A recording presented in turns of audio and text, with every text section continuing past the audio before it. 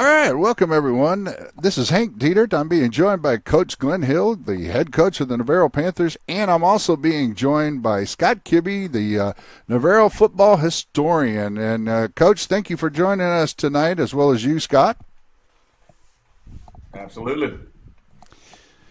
Well, Coach, you had a close one, a heartbreaker, for us to go to Wimberley and only lose 31-28. I mean, wow, what a game. And we had a chance to win it. A few little calls here or there, they go our way. I mean, that game is totally different, and that's how close that game was. And the score indicates that as well in this case. And y'all were right there. And so, man, can you give us some insights? I know it was exciting from up in the booth when we called it.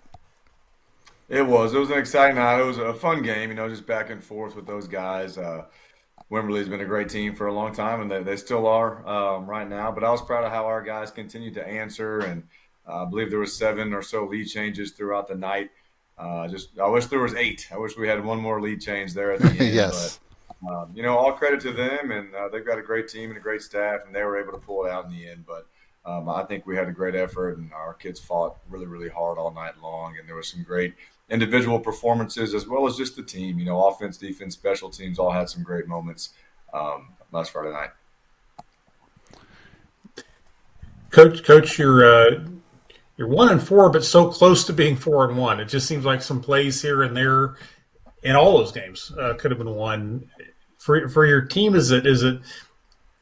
I guess, how do you avoid frustration, or are they feeling that, or are they feeling kind of what's their attitude coming into this week, hitting the second half of the schedule? Yeah, I think they can taste it. I think they can sense how close we are to being 4-1 and to having a much different record than we have, and that's part of learning how to be a winning program. This school has had a great track record of success over many decades, and we're just trying to get back into that winning way and having a winning culture. And so much of that is when you're in those close games, you find a way to win. And I think our guys are learning those ways to win. They're getting a taste of it. And hopefully here sometime very soon, preferably this Friday night, we're able to finally get over the hump and get that taste.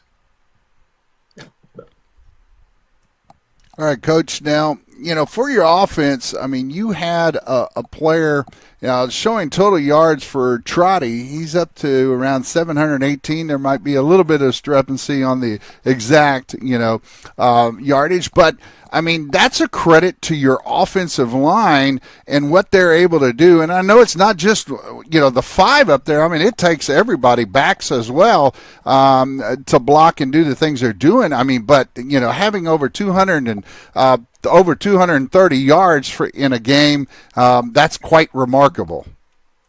It is, and you mentioned that the offensive line is blocking great.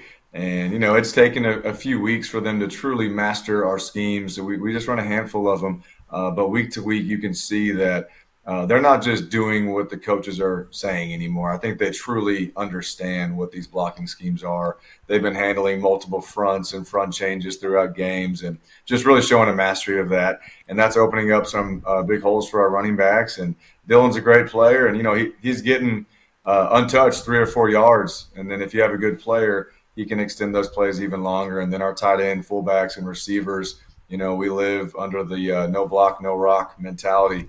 So we've got some receivers blocking third-level players, and a few of those showed their face on Friday night to where, Dylan got to the third level, and we had a receiver blocking a safety, and it would spring him for a much longer game. Scott? It felt like also the passing game really started to come together Friday night. You had 15 yards passing in the first half, 90 in the second half. So much of it's timing, but it felt like maybe some of that kind of got there in the second half. Do you feel like you built some confidence in that game, in the passing game from the second half? Yeah, I do. And we had some big conversions, a 3rd and 12, a 3rd and 17, I believe. And so much of that is just repetitions. We can get hundreds and thousands of reps in practice, on air against scout teams. But Friday night lights going against a really good team, that's different to maintain your timing and to build a rapport with quarterbacks and receivers.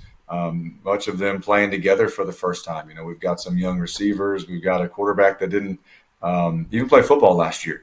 So they're building confidence in each other, and day by day in practice, you can see them really improving. And that's just like the offensive line with the run game. Our passing game is getting some momentum as well. And we're really close to, looking through the film again, we were really close to having probably twice that in passing yards if we can just click on a few more things. And that's stuff that we're working on all week in practice, and we fully expect for that to continue to expand. All right, Coach. Now we move on to your next opponent, which is Salado.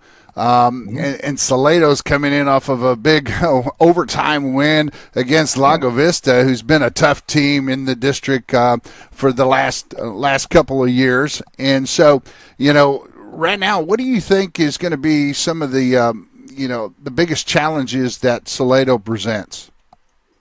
I would say their multiplicity, offensively and defensively. They get in a whole bunch of sets, formations on offense, and run some different schemes, and they do them all pretty well. So we're going to have to be able to communicate defensively, coaches from the sideline to the press box, down to the field, to our athletes, just be able to adjust to their sets and trust our rules. And there's going to be times to where we don't have time to send in a different call defensively, and our guys got to know what their jobs are and what their keys are. And same thing goes offensively. A little bit different with their front than what we've seen the last couple of weeks. They've been basing out of a 4-down.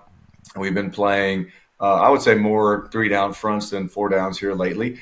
So it's a little bit different. They've got 3 linebackers in the box. They do a whole bunch of different coverages. They'll run some cover 3, some cover 2, some man-to-man. And none of that is anything that spooks us off of our schemes. But what it does do is it makes you focus in on your assignments and rules. Yeah, Coach. The one thing I did want to point out, I know Scott has a question, is that they are very balanced on the offensive side, where they run just as well as they pass. They're almost even in both those categories. They're 50-50, it looks like. Yeah, they're very balanced, and that's part of the problem, that they do some different things, but there's no real tells, there's no real tendencies, and sometimes you can pick up on some of those things, but, clearly these athletes and this staff, they do a really nice job of mixing it up and keeping a defense honest. So we'll have to be ready for anything and everything, and they've got some good players to go along with it. They've got some guys that play a bunch of different positions. Number 16, his name is slipping me right now. I'm sure I'll remember it here as soon as I wrap up this answer, but he's a great player. He lines up as an H-back. He's played some Wildcat. He's tight end. Some tight end, receiver, catching balls, running the ball. So he's all over the place. Yeah, I think it's Landon Noski. There you go. Landon's a good one. Scott? I think it's Salado beating Lago might probably surprise some people, but that and the closeness of your game with Wimberley, I think just kind of maybe emphasizes how tight this district is. It seems like it seemed like a 5-team race at least for those 4 slots. Do you see any team pulling away in this district, or is there any team fading? Does this look to you like it's going to go like every team's going to be in it to the end? Yeah, I don't see many off weeks coming up for us in our future. Salado's a great team, and they just beat another great team. We got Gerald next week, and they haven't lost a game this year. That's typically a sign of being pretty dang good. So it's a really loaded district, and I'd like to think that we're very much a part of that, and we're one of those great teams, and we need to just get our business together, and hopefully we're showing up on top here in a few weeks.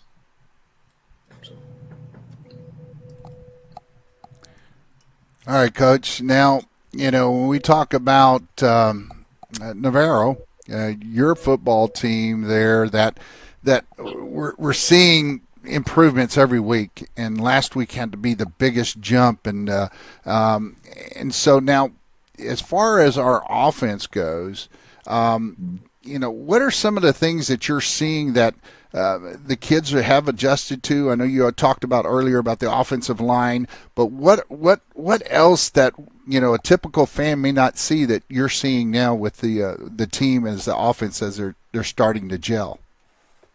Yeah, I would say just their adjustments, their ability to have in-game adjustments for us to communicate some stuff that maybe the defense is lining up differently. And, sometimes, honestly, it's not even the coaches doing it. It's the athletes that now, we talked about the O-line really understanding and comprehending what our schemes are.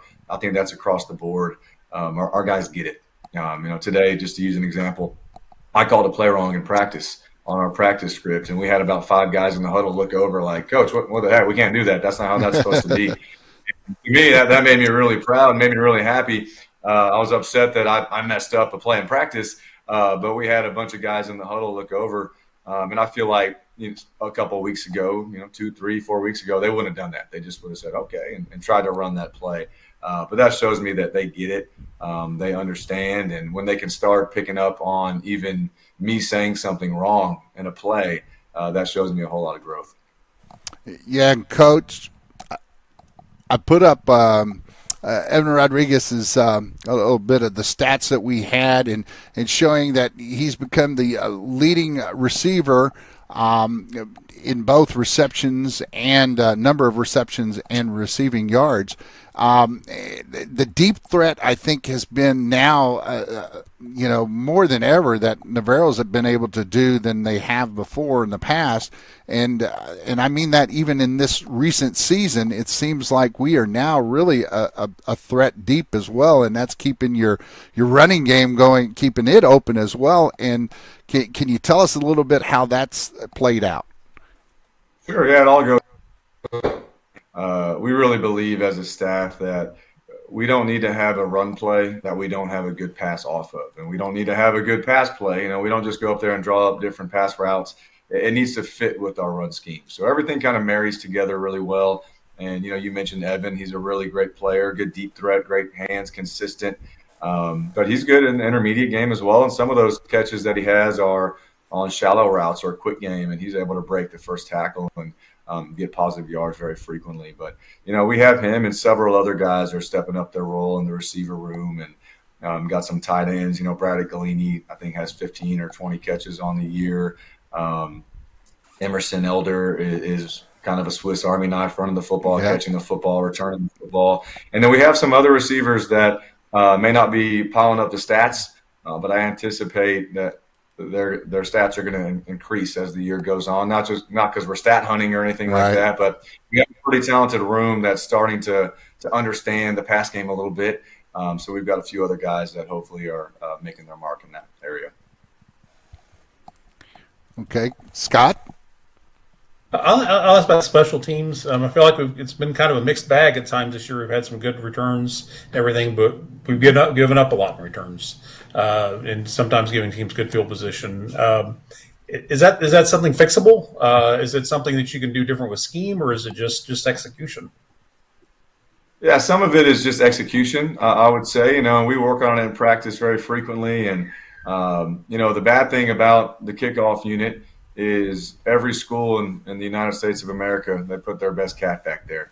And, sometimes we're there at the point of attack and he's making a play. There's a few times last week to where we had 3, 4, 5 guys unblocked and, they made a play. And that's the way football goes sometimes. And we got to start making those plays. And I believe we will. And we've got the right guys on those units. We're not kicking anybody to the curb. We're just going to keep on hammering down on what we believe in that scheme, and it's going to improve.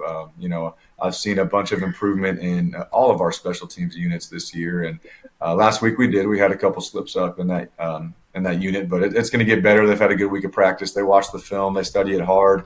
We're treating that no different than an offensive or a defensive play, so we fully believe that's going to continue to grow for us. All right, Coach. Now, on special teams, I have to say we've seen a real improvement in the kicking game itself. The placement of the ball, the extra points for our kicker. Carl is now getting the spots I think that you're looking for as a coach, but the coverage seems to be doing well. But overall, I'm really impressed with our returns and everything with our special teams. And can you give us some other insight to that I'm missing? No, we just have a ton of confidence in what we're doing in our special teams units, and we don't just believe in not working it. We're going to work special teams units every single day. We start practice. We have special teams units in transition from offense to defense. We watch film on it immediately after practice. We have unit meetings on those special teams unit after school. We meet on it as a staff every Sunday all together. That's how we start off our Sunday staff meeting, is breaking down our special teams for the week. So really just no different than offense and defense. We're expecting some growth in it every single week. And, they're all new schemes to our guys, and they're picking up on them and they're improving with it. And you mentioned Hagan is doing a much better job with his placement of his kicks, and he's kicking the ball really well right now. And all those units they're tough. Special teams are really, really tough things to get good at. But they're not just plays that we're going to overlook. They're not things that we don't work on. We're not going to try to be tricky with it. We just need to continue to work on them. And I think we've seen some growth with it, and there's still plenty of growth yet to be made. And Coach, it's really nice to see a kicker that likes to hit too, though. I have to give him that. Yeah, he doesn't mind hitting somebody. You should see him in the weight room. He can throw some weight around. So I don't want anybody to breach the first line, but if they do, he'll be waiting for him back there. Yes. Scott? No, nothing else. Nothing else.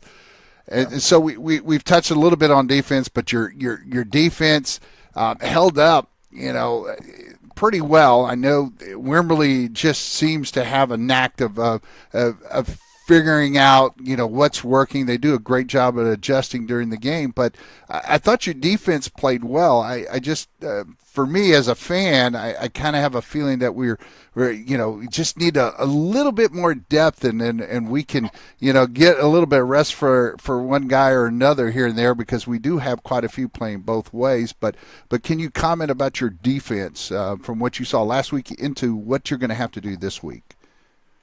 Yeah, I think up front, it all starts up front, both sides of the ball. But our defensive line is playing great right now, and they're getting into better shape. I think that's part of it. They're not getting tired. They're not tapping out, which is good. They're playing with their hands really well. I think our linebackers they're evolving every single week, and what they do is really difficult, to play our Mike, Will, and Sam linebacker. And they're starting to kind of be the leaders out there. They're the ones making the call. They're the ones kind of communicating to the D-line up front if there's any adjustments that need to be made. And that's something that's going to be critical for us this week with Salado, with how many different formations they run and how often they motion. It's going to be on those guys to communicate out there. They won't be able to look over and have Coach Risen giving them a new call or anything like that. It's going to have to be them on the field, and we have full confidence and trust that they're going to make those calls.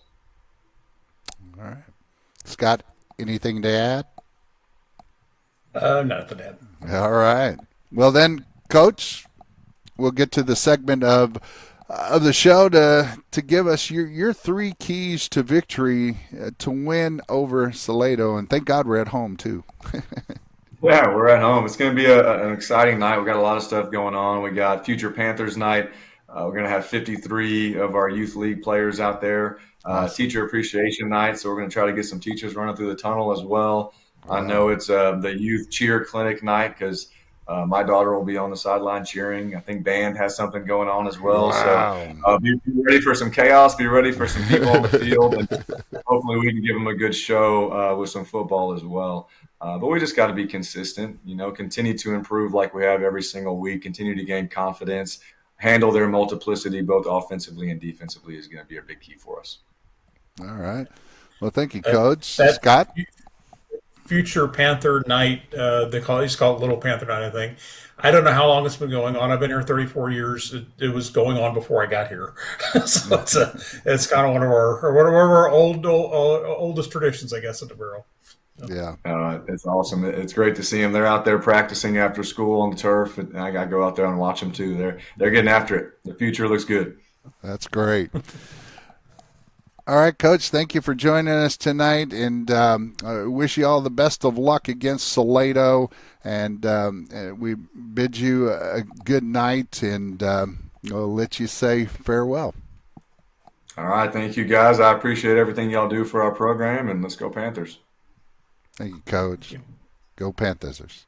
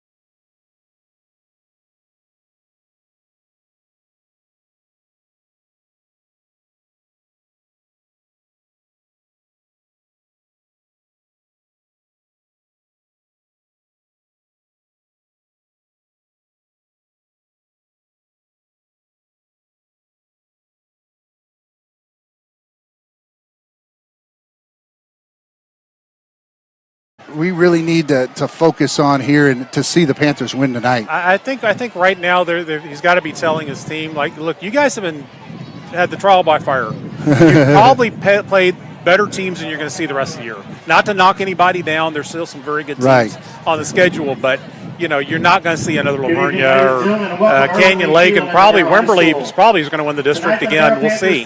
Right. So you've gotten through it. You've gone toe-to-toe with those guys. You're learning, you're growing, you're doing it right. So just keep doing what you're doing. You adapt as you've adapted things. You're getting this offense, you're getting this defense, and what we're trying to do.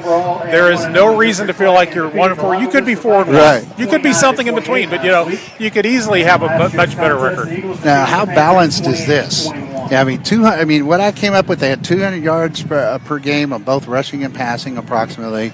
They get around 400 yards a game. I mean, they like you said, it's all based on the opponents, but and they score 34, but they give up 34. Now, how balanced is that? Yeah, it is, and it's interesting. They had a lot of starters back. I want to say 10 on defense this year, but haven't had they've given up some points. So I don't know if there's some injuries involved. I know offensively the quarterback they started the season with, and we're hoping to get back is still out. Right. But they've still put up the points anyway. And very impressive win last week over Lago Vista. Lago Vista talked before the season between Wimberley and Lago who's going to win the district title, but Salado certainly upset that in the district opener. Well, in high school football, it's all about matchups, but Salado lost to Lampasas 43-12. Wimberley, if I remember correctly, only lost by a point to Lampasas, or so, a point or two. But it was all their games for Wimberley were all within a touchdown. And in that game against Lampasas, Salado was held only to 12 points. And so that has to be concerning for them to come in, because now you're playing a Navarro Panther team that's probably close to the same level, if not even better, as they're improving as the Lampasas team. Absolutely. I mean, I think you have to take into account a program like Wimberley, they're really hard to knock down. So when Lampasas had a lead, but just Wimberley came charging back as they did against Canyon Lake. Right. So they have Wimberley kind of has had that something. But the other thing I'd say is, if you look at last year, teams in this district, besides Wimberley, have a hard time winning on the road. Right. Against each other, again, the main playoff teams against each other, I think didn't win on the road. Didn't win against each other on the road at all. Right. They all won it. The teams went to Smithville, won at Smithville, and of course all lost at home to Wimberley. But we're going to see. And then that held last week with Salado beating Lago Vista. So it's real important to hold serve on your home field. Right. I totally agree. So that was our starting offense that we put up through there. So once that cycles through, that'll be off of there. But I was going to put up our other. Let me see if I can get to that. Hold on just a moment, and we should be coming up here. I'll get the. I wanted to look at what offensive formation is coming up here, Scott, of the Panthers. Braddock Galini, Elijah Mel as on the line, Ledesma, Risky, Black, Pugh, Rodriguez, Davidson, quarterback Trotty, Rocha, and Jenner Hudson. That's our starting lineup for tonight. So with that group, I think we're going to see. I think we've seen it every week. It's been only missing one of the linemen that's hurt. So they play the alma mater here for the Panthers. I think Salado band just got here, so they're just that long drive. Yeah, they had a long drive. So, anyways, so with that, I'm going to go ahead and go to defense. And defense for the Panthers has been really a big deal, I think. Yeah. So you have Jenner at corner, and the other corner we had DeLeon. Julius DeLeon has really come on strong. Yes. And Geipel, Berry, Harvey, Black, Galini up there in front. He's a game changer, I think. Yeah. And so all those that you saw there, I mean, make a big impact. And out of that, I think what has to be better than they have been is going to have to be a run defense tonight against Salado and Bingham. Yeah, absolutely. That's what Salado's going to. They're balanced, but I think they want to run. Right. They want to establish that run, and they'll pass as needed. But Right. if you can cut them down, Bingham had 83 against the Panthers last year, pretty good game. So you want to try to contain him and make them go to the air. So, Right. hopefully get a lead and make them come from behind, so to take the run game out of it. Well, I'm going to show my keys to victory, and so. Scott Kibbe that was talking about. I'm going to show my keys tonight to victory if I can get them to come up. I think we have to pressure the quarterback without giving up the big play. I mean, yeah, you're going to have to blitz, but don't give up the big play.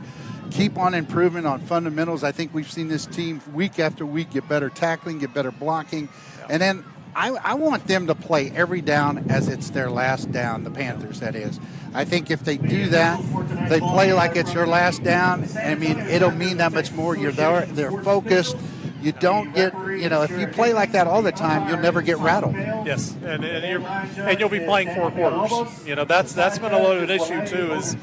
Last week offense definitely showed up in the second half, had a great time, had a great showing. But you've got to, you're going to have these district games, especially that are going to be close. Right. You're going to have to put 4 quarters together and play like that. But your point about the pass rush is good too, because this is a different defense when they're able to put pressure on the quarterback. We saw that last week. Yeah, even though I was talking about how we got to stop the run, but I think we have to put pressure on the quarterback. If they're getting close to 200 yards per game, on passing, if we get to the quarterback, that number will drop significantly. But we can't give up the big play where the quarterback, hey, we're blitzing everybody, and it's not a good blitz, and somebody gets one-on-one coverage, gets behind our defender, and they throw it down the field and they connect. That's where those blitzes really hurt you. You're going to have to get some blitz from your front. I mean, right. That's it, or excuse me, some some pressure from your right. front. It's not going to get there every time, but you've got to be, you got to be getting some penetration in the backfield, and then you can blitz now and then. You can run some different blitzes and try to confuse. But yeah, you don't want to be in a situation where you're trying to blitz all the time. That's not their style of this defense anyway. Well, Scott, also I'm gonna go ahead and let you go ahead and tell us where can we find you, and I know you're with the Seguin Gazette as a special correspondent, but what are some ways that people can see your work? SeguinGazette.com. You can see it in articles in there. We'll have a good detailed article. I like to go into all the drives and everything. Those will usually be in there by Sunday. Yeah. All right, Scott. Well, thank you for joining me tonight and helping me out up here. And thanks, Hank. I really appreciate it. Take care. You bet. All right. Now, I want to go on into talk about real quick. I'm going to go ahead and show the opposing team here. It's not going to show pictures, but we'll go ahead and show the starting lineup. Landon Owens, the quarterback. And then you'll see Luke Bingham is the quarterback, and this Notsky is played tight end, but he plays everywhere from what Coach Hill has said. And Norcross, Hernandez, Ackerman, Lopez, and such, you will see them as well on the offensive line. Maybe not quite in that order of tackles and guards, but they do mix it up quite a bit on front line. And looky there, it's Little Panther night tonight, and we've got a bunch of Little Panthers right there. Great view by the students here on the broadcast club. Again, let me give a real quick plug to them, as I believe we have Cohen that's directing right now. I have Aiden and Sarah up here on the cameras. We have John on the end zone camera. I'm not quite sure who we have on the sideline and all, but we appreciate Enoch. I think we do also have on the sideline. I just saw him, and then so. We have, I believe it's Alyssa down on the camera you see right now, and that's our fan cam. We're going to have that fan cam going all night tonight, hopefully, if we can keep the batteries going, that is. All right, so real quick, on another sad note, I lost one of my compadres up here, and he was the voice of the Panthers as far as I'm concerned, because he brought something to this broadcast that you can never replace. We lost him this last summer, and I'm talking about Lance Blackburn, and his dedication to God, his family, and his community is unparalleled. And so we want to make sure to go ahead and run a quick tribute to Lance, and God bless.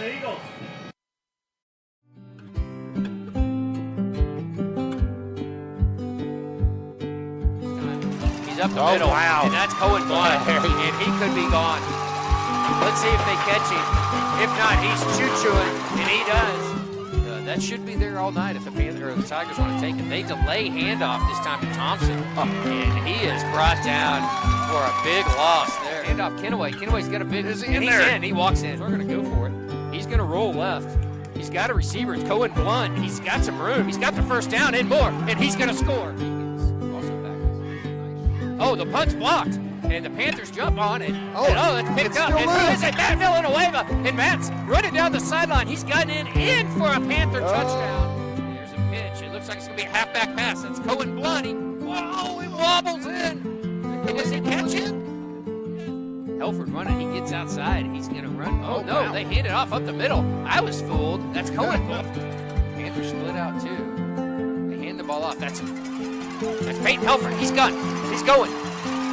Will he be caught? He's outrunning clock. Number 2 to the end zone, and he's in the end zone for a Panther. He's going to hand it. No, he's going to keep it. No. He's around. He's off to the races, folks. That's Peyton Helford, the sophomore. He's showing some speed. He's being chased by Danny Eppia. He gets down there. No, and he gets hit. And I no flag.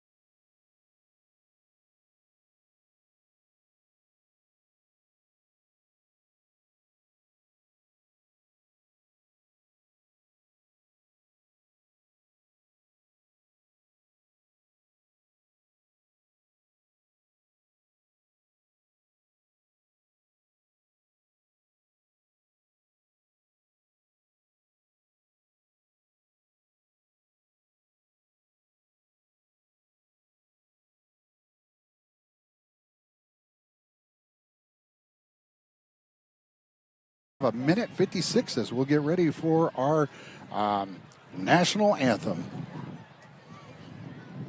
Everyone, please rise once again to honor the colors for the playing of our national anthem. The flag raisers tonight are the Guadalupe Valley Young Marines under the direction of Unit Commander Dillon.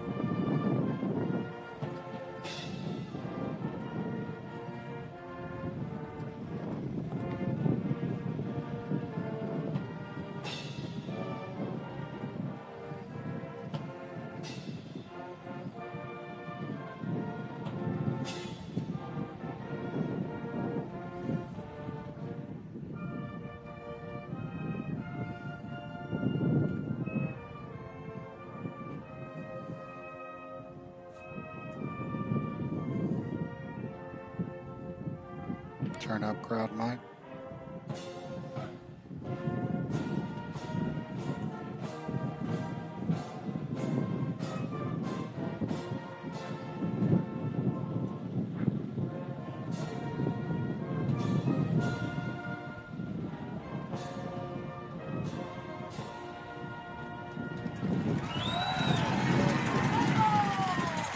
Ooh, that wind is something, I tell you what. Here we go. We're going to get this thing started, so I'm going to have to kind of mute my mic here.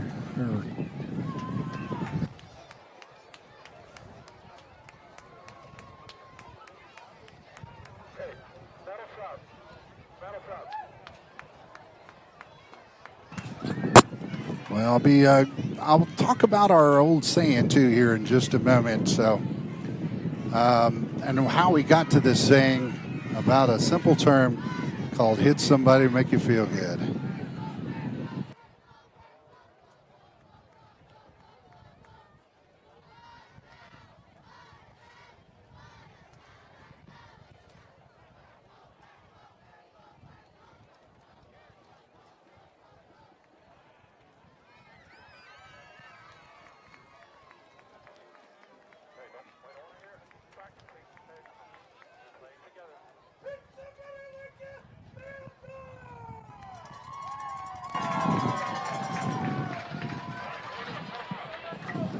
There you go. There it is. So, had to get that out of the way, and I'll tell you the story behind it. Goes all the way back to the days I played for the Panthers back in 1982, believe it or not. That was my senior season. I graduated in 83, but we'll talk about that another time as the Panthers get ready to kick off. McCraw is getting ready to kick this thing off from the 40, going to kick it down deep. So, Ed Crowell off to kick it off. And here it is. And it's dropped. And then lateraled back to the other side, skipped over. And Salado's up to the 40. They're now up to the 50, past the 50, all the way on the Panthers' 48 to 47-yard line. And number 2, Merriman, Gabriel Merriman of the Salado Eagles takes out. So here again is the starting offense for Salado.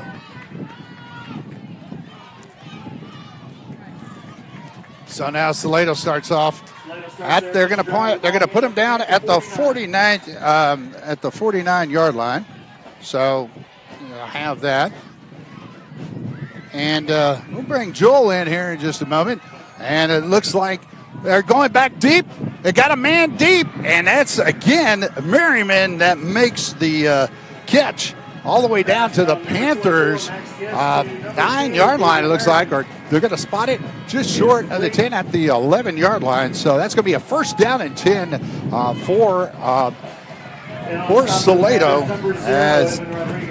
as Max Gibbs, the quarterback, comes in and makes that play there, as you see it on the replay. Nice replay. Hey, there's Joel. Hey, am I on? There we go. Hello.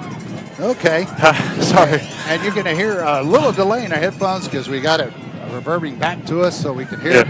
All right. So now the quarterback takes it off to the right side on a quarterback keeper, gets it all the way up right to the 10-yard line, and that's going to be Landon. I believe it was number 16. That was Landon Noski. He's their utility back. He likes to play every position he possibly can out there. He plays tight end. He plays H-back. He plays wildcat. He does all that. So we'll get we got Jim Andrews coming up here as well. So, 2nd and 9. So they're driving, and they're on the 10-yard line. Handoff up the middle. Got a good push. Bunch of Panthers bringing them down. Sorry, guys, I'm out of breath right now. We just hustled over from the event center. Yeah, just from the volleyball game. So. So now it's going to bring up a 3rd and 5. They can still get a first down at the 1-yard line. So Salado is going to go ahead with Geist at the helm now. And they have a 3rd down and not quite 5. So 3rd and 4. They can get the first down without having to get into the end zone. So that's right. So now I see Geist back. He play action. Wide open. Yep. And that's number 14 of Salado that scores it. And that's Kane Curtis, running back for. So Curtis takes it and makes the touchdown here. And so we'll see a quick replay on that as well. All right, here's the replay, guys. And Jim's joining us too here. And good evening, ladies and gentlemen. Good to be here on Friday night. Yes, sir. And the kick by Geist is up, and the extra point is good. So you're watching Navarro Panther football with Salado leading the Panthers here early in the first quarter. Score 7-0, and we'll be back right after this.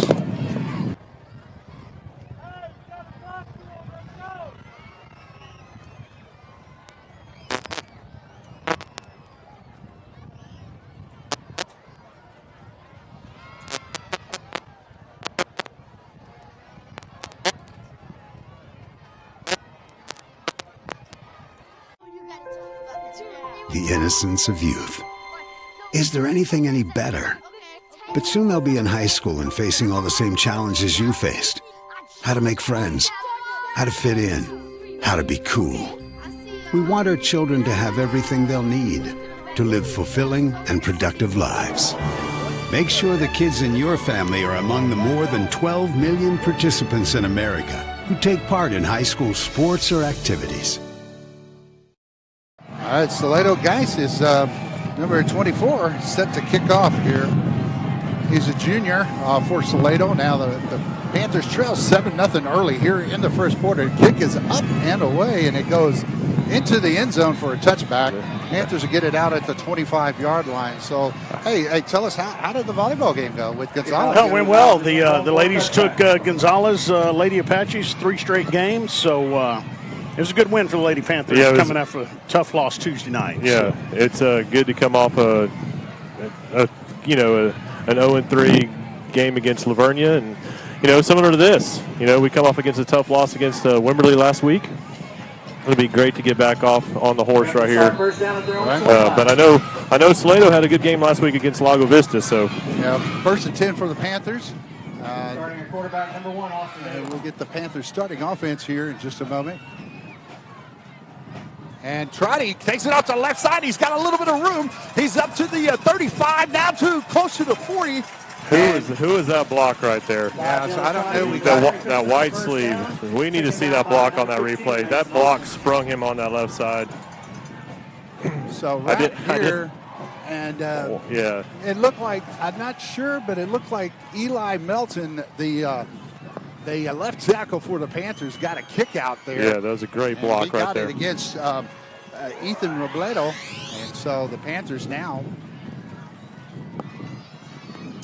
have it at the 39, and looks like Davidson is sacked in the backfield. It looks like that was number 9, Evanson, that makes the tackle for Salado. So big loss on the play.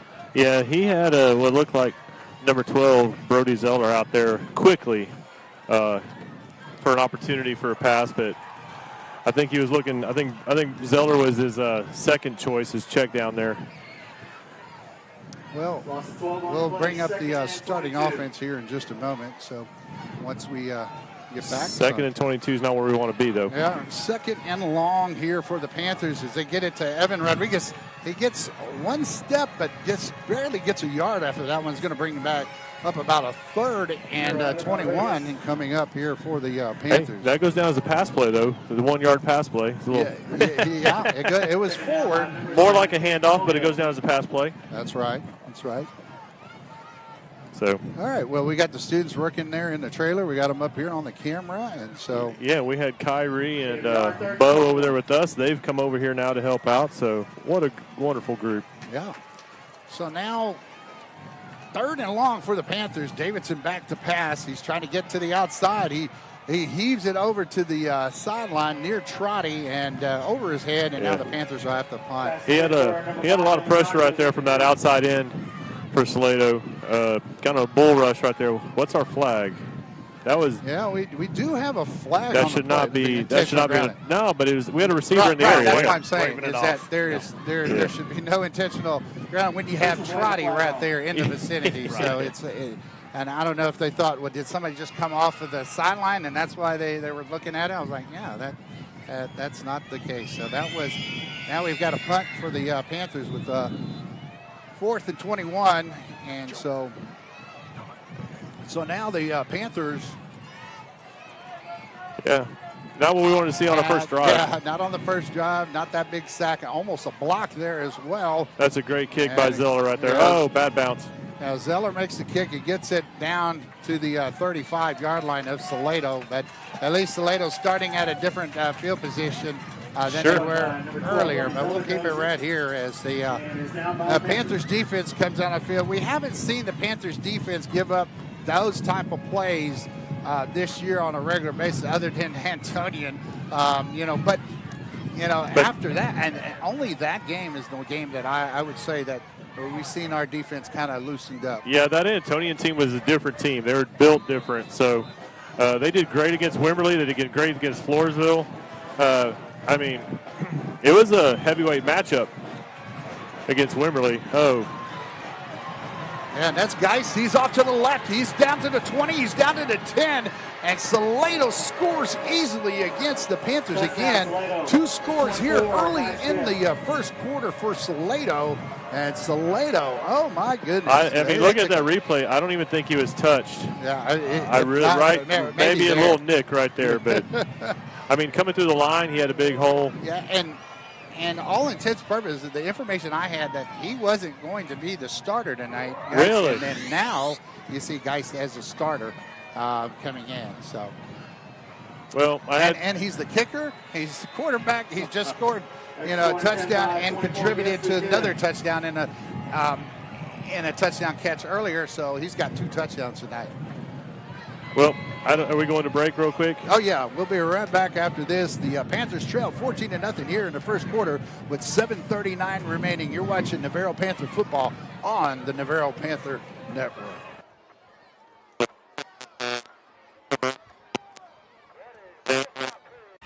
What rhymes with great? Participate. Where does greatness start? Here, in the classroom. On the stage. In the pool. On the field. Where will your greatness take you? To better grades. To more friends. Yeah! Be great. Participate!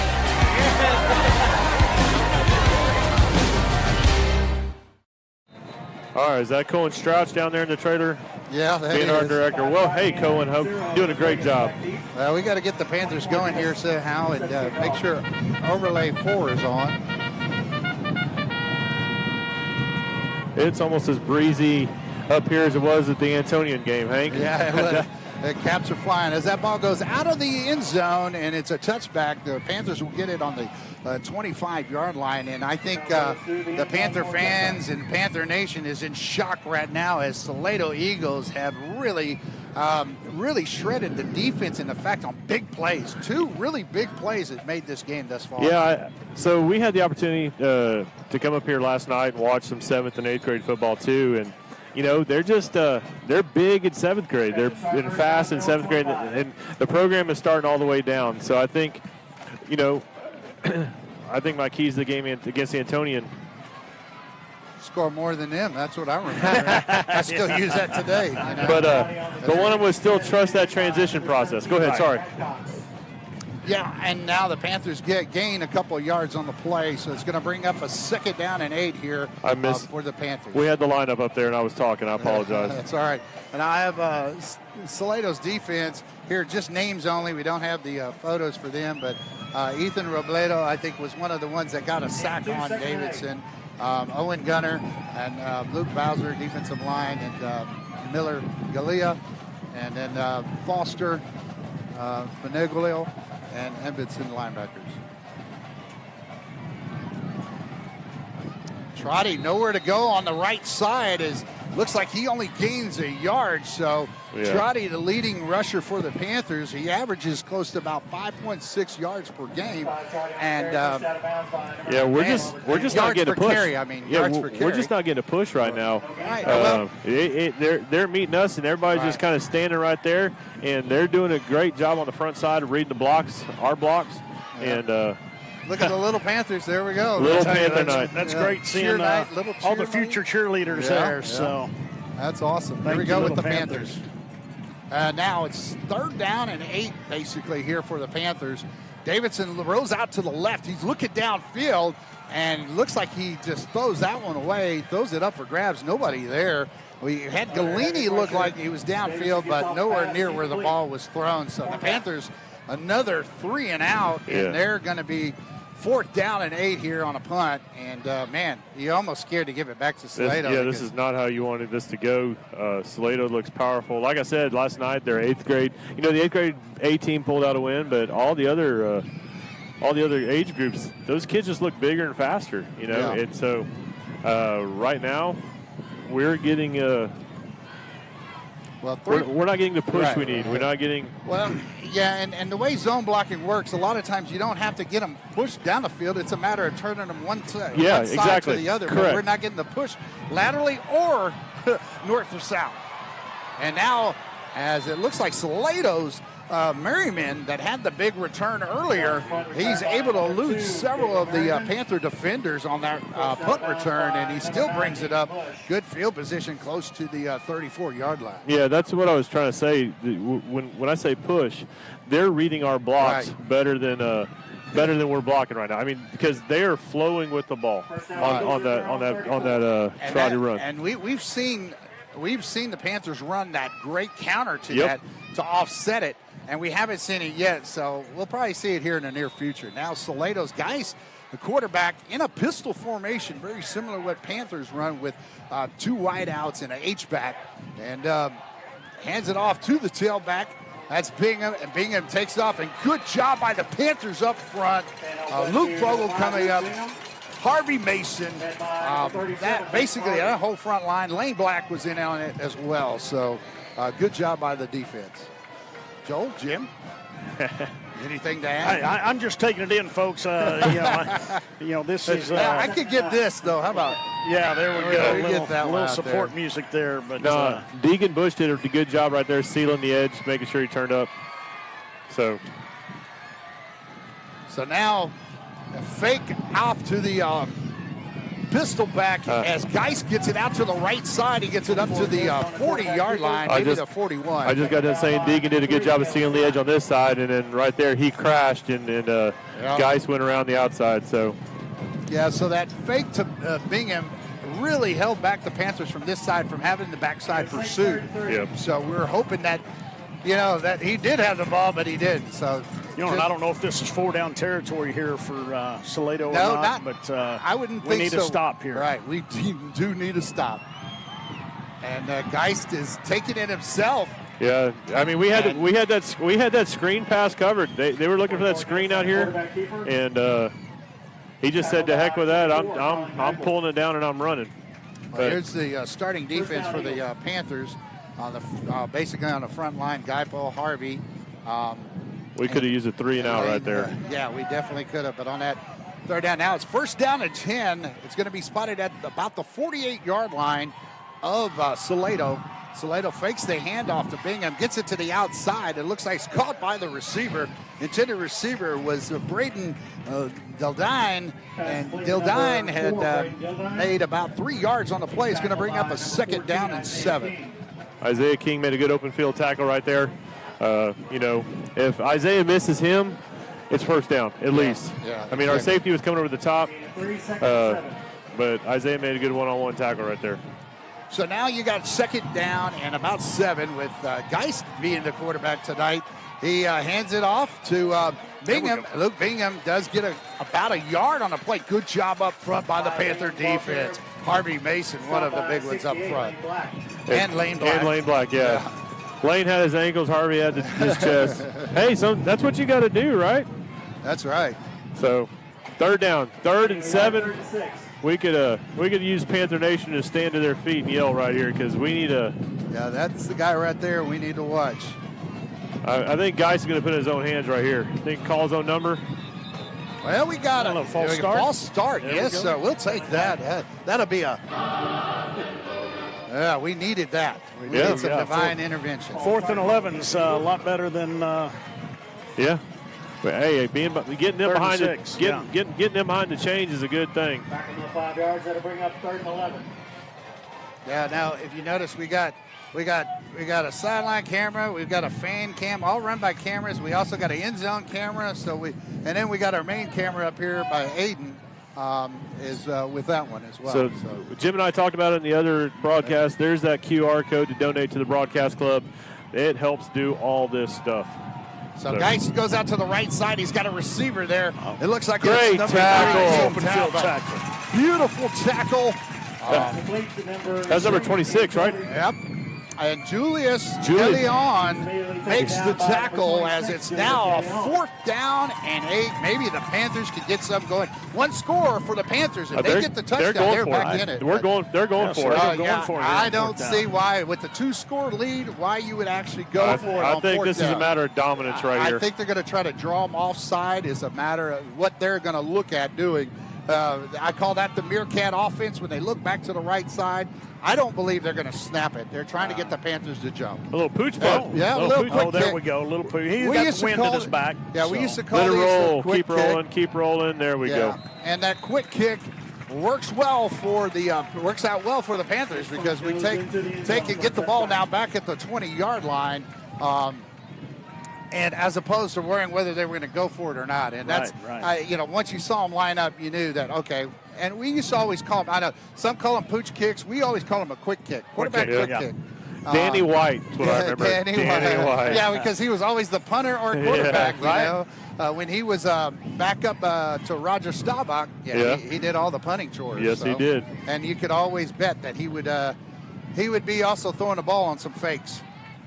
Now Davidson is back in the pistol, and Rocha up front as H-back hands it off to Trotty. Trotty's got a little bit of room on the left side. Yeah, and that's probably one of the better runs tonight other than that first run we saw with the Panthers getting for Trotty. And now Trotty has got it up to about, let's see, he's got about, let's say 6 yards on the carry. So it's going to bring up a 2nd down and 4. Now that time, I think, Joel, they got the push that we were looking for. They did. And that our sophomore, Rocha, man, he came in there and helped Trotty spring that for a little bit. Decent game. We like to have that on 1st down, right? That's right. Now the Panthers, 2nd down and 4. Hands it off to Trotty again. Trotty gets the ball right at the 1st down mark. He's at the 30, so that's going to be at the 1st down. Number 9, Michael Edmondson. So Trotty leading rusher for the Panthers, and he has over 718 yards for the Panthers this year. I'm sure at some point Scott Kibbe's going to come up here and tell us how close he is to the all-time Panther record, right? Yeah, and but he's still got a long ways to go, believe me. Okay. Got a long ways to go. But he has some records that he can break based on the number of carries. So all right. Be reminded of that. And Evan Rodriguez is on the verge of breaking some records. There nice little rollout. There we go. RPO that goes over to Galini, and Galini gets a Panther 1st down all the way up to the 44-yard line. I believe, nope, they rocked him at the 43, so I stand corrected. Yeah, babe. It's a Panther, good enough for a Panther 1st down right there. That's right. That's all that matters. Keep the chains moving, and nice little bootleg action by the Panthers, and I think that was a true look as an RPO that we get to see because he could have kept it, Davidson could have kept it, or passed it, which he did. Nice job, nice blocking as well. And hand off to Trotty. Trotty's trying to get to the outside, but nice tackle. That looked like it was one of the linebackers come up, number 7, Finaglio, and he makes the tackle. We've got about 20 seconds remaining here in the 1st quarter. The Panthers are trailing 14-0. Yeah, Braddock had to make a decision right there. There were 2 guys coming right at him, and I think with both those guys right there in that hole, he had to pick one, and the other one was going to get Trotty on that. Looks like we're going to let the quarter wind down right here. Yeah, I mean, I don't even think they realized the clock was winding down as they come out. So the coaches knew, but it was like, okay, hold up. So that's the end of the 1st quarter with the Panthers trailing here 14-0 as we'll take a quick break, and we'll be right back after this.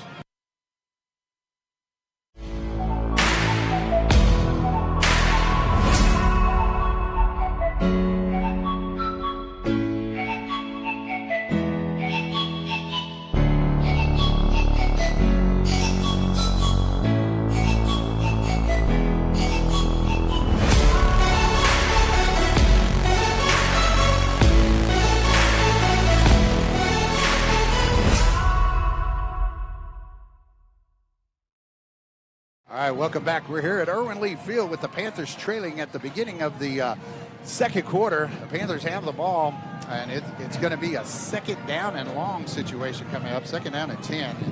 So, and we have our graphics. I think graphics are being run by Richard down in the trailer. And so if we get a shot of the trailer at one time, I'd like to see a real quick shot. Let's do that right now while they're... There we are. Hey, how about you guys? Right. Hey, we got the students there. Mr. Picarazzi is over there, and there is a remote control over there, too. You can move that camera around with the hand remote if you needed to. All right, well, back to action with the Panthers 2nd and 10. See if we can win the second quarter here. Yeah. Win the second quarter and then let everything else be a flush. Right. And as the Panthers option play. Here we go. And it looks like we might have 12 men on the field as we have 2 flags on the play. So we have 2 flags come up. Big play by Trotty, gets to the outside. I want to say, did they say was, I don't know if it's going to be either, when it comes from the back judge, it's either 12 men on the field or it's going to be a delay of game. So one of the two. So 12 men. He's got. Let's see if we can find the white hat. Yeah, he just touched his shoulders right there. Yeah. Yeah. Yeah. Oh, against them. Yeah. Decline. Illegal substitution, and we are going to go ahead and, so illegal substitution on the against Salado, but that penalty is going to be declined as the Panthers had a big run on that second down. That was about 25 yards. Hey, that was a nice option play. I mean, it was. It wasn't a wishbone option, but it was a nice option play. Hey, we ran the split backfield option, with the old Texas State with Jim Wacker's offense. We actually ran his exact offense when he won the national championships. And now you know why we won our first district ever back in 1982 here. Right. As we followed a leader and a great human being, Jim Wacker, that is.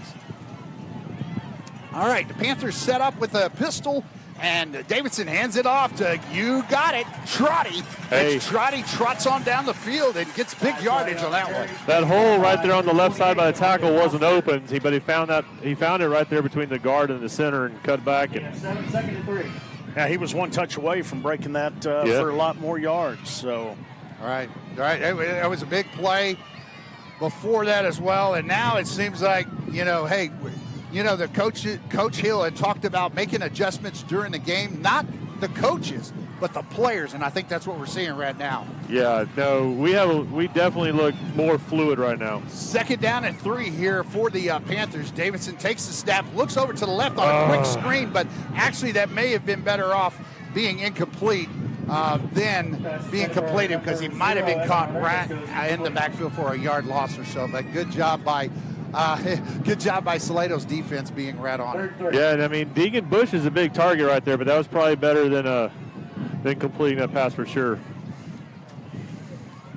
Yeah, so the 2 kids, the last name is Lang, I don't remember his first name, and then Landon Arnold, I believe. Both of them got injured yesterday, so lift them up. They both broke some arms, I think, is what it looked like. Oh, my goodness. 7th and 8th grade, so hope them and their families are doing well tonight. All right, Davidson back on a 3rd down and 3. Ball is hit. Trotty's hit right in the backfield, but he almost gets up to the 1st down marker for the line to gain.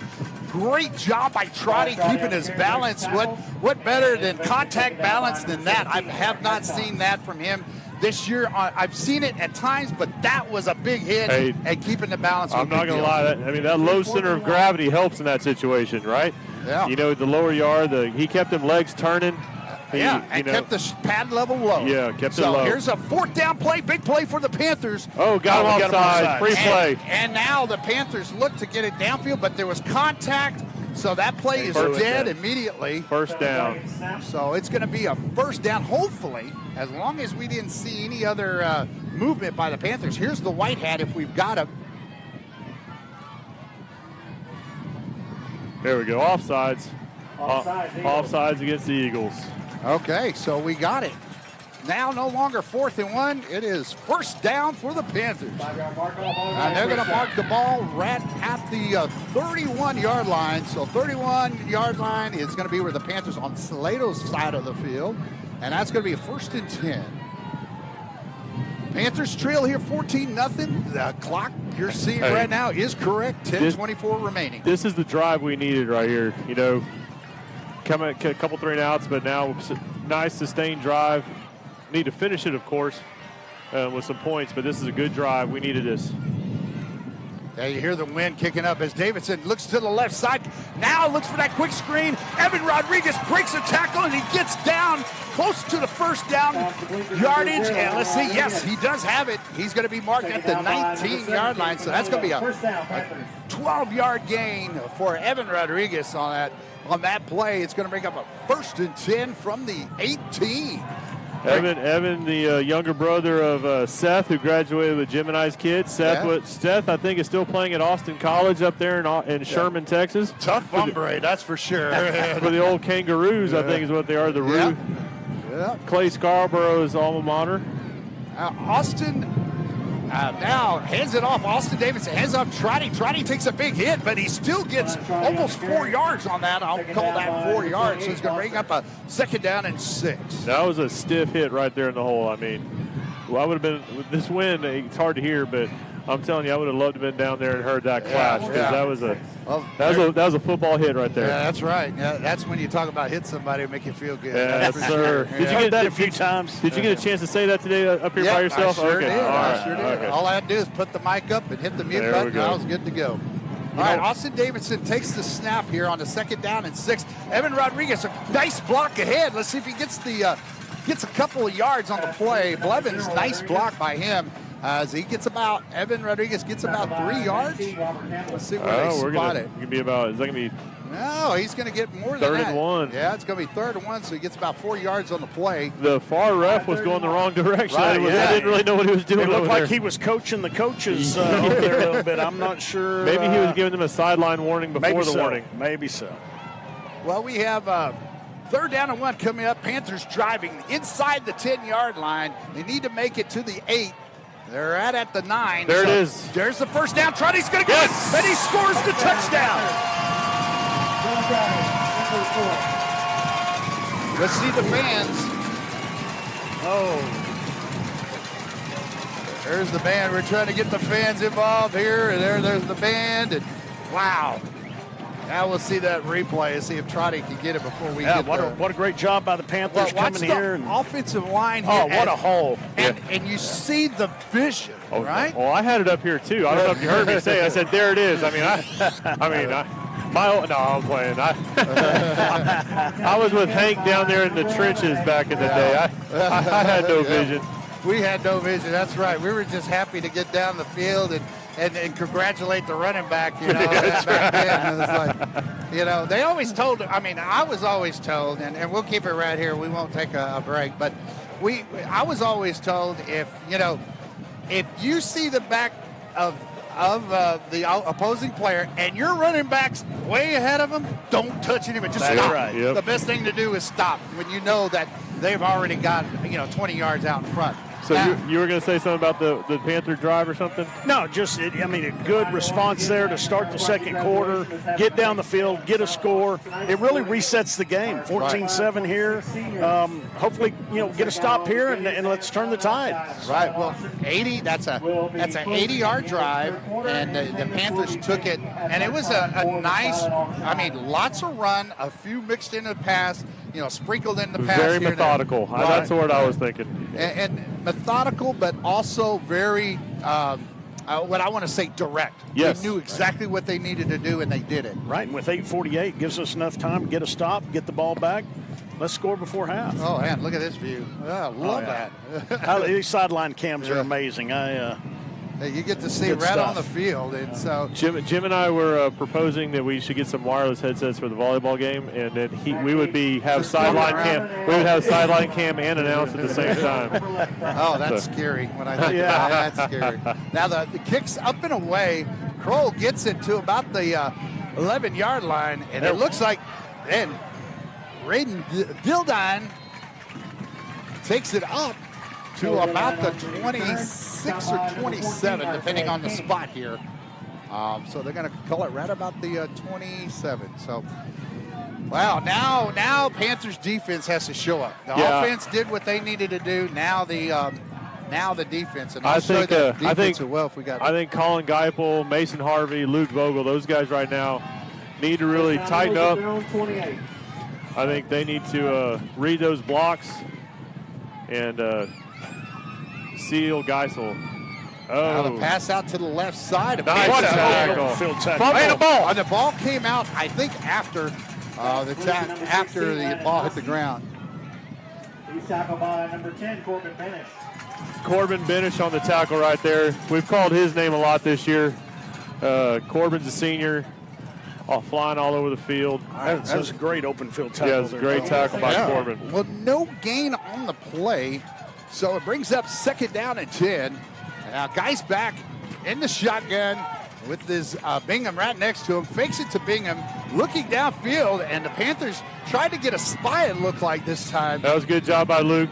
I mean, Luke Vogel hustling right there to catch up and get him out of bounds short of the first down. Yeah, and it's going to bring up short of first down. Barry looked to be the spy on Geis, and he got a step to the right a little too far, and he didn't have the good angle. But luckily for Luke Vogel, had already read the play, was coming over and made the push out of bounds to stop him from getting the first down. Big play coming up here now. 3rd down and 2 here for Salado Eagles. Big play for both teams. 3 now would be great right here. Here we go, boys. So now Geis gets it. He hands it off to Bingham. Bingham gets hit in the backfield. He breaks one tackle. Does he break enough? It's going to be they're going to call him short. They're calling him short. Yeah, folks. we're looking at a 4th down and 1 coming up here. You know, man, there's something red off in the field. I guess it's a towel. I was like, I haven't seen that since the USFL challenge flag, I guess the NFL used that too. So. Looks like they're bringing the formal punt team out here. Yeah, the formal punt team, and that's a good way to put it because you never know in these kind of. This is a district game, so you got to. And you got Geis back there right now. He's your punter, so I would not.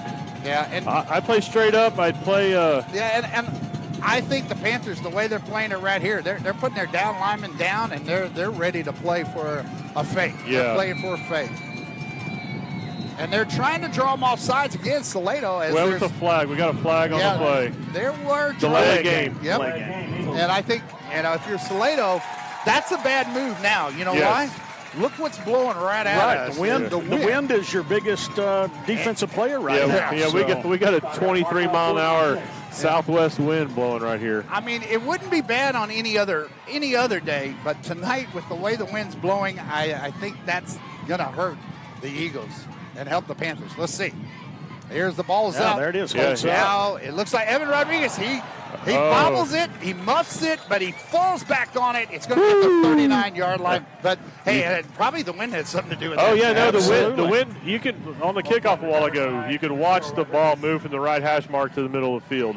So that ball is definitely. It took off, and you could just see it die about the 45-yard line, just start falling about the 50. It's at their own 39. It was tough. I mean, you're gonna have to kick a low liner to really beat that wind. Anything up in the air. Now we have the wind going for us. Yeah, and that's exactly the point. Do you do another methodical drive, or do you take a shot right here? You're going to take a shot at one time or another, but I'll bet you they run the ball here.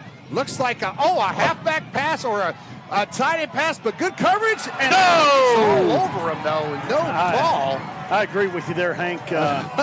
We had a lot of touching way before the ball got there. Yeah, but, I'd like to come over there and see that let's replay. See if we have it. And we just have it. Here's the maybe replay. We can see if we can get it here. If we slow it down, we're at towards the end. And we'll look here. His arms he went all the way around him. Yeah, but that's a close call. But yeah, we can see it here. But hey, there was the shot. Right. You had called it. End around pass, if you want to call it that, with Jenner making the throw. And I don't think that's a hand off to Trotty. Trotty, nowhere to go. He's hauled down by his lower extremities by, I believe, number 30 as the tackler, Miller Gahia. They've got some names up there in Salado. Well, if you look back at Schwartzlosey and some of those, we got that too. Yeah, old Schwartz. You remember some of those people would call him Schwartzloss and I got yeah. That's good, let's go. Third and 9.5. Mark Schnell. All right, here we go. Davidson. Go, take it. He waited a little too long, but nice move he does bring it up on that third down play. He gets it's going to be 4th and 5. Panthers down by a touchdown. You got the win. Do you punt it here and hope you can make a stop? You've had 2 stops in a row against Salado, but I think we do have an official timeout for injured player. Salado's down. Yeah, we're going to go ahead and take a quick break, and we'll be right back after this.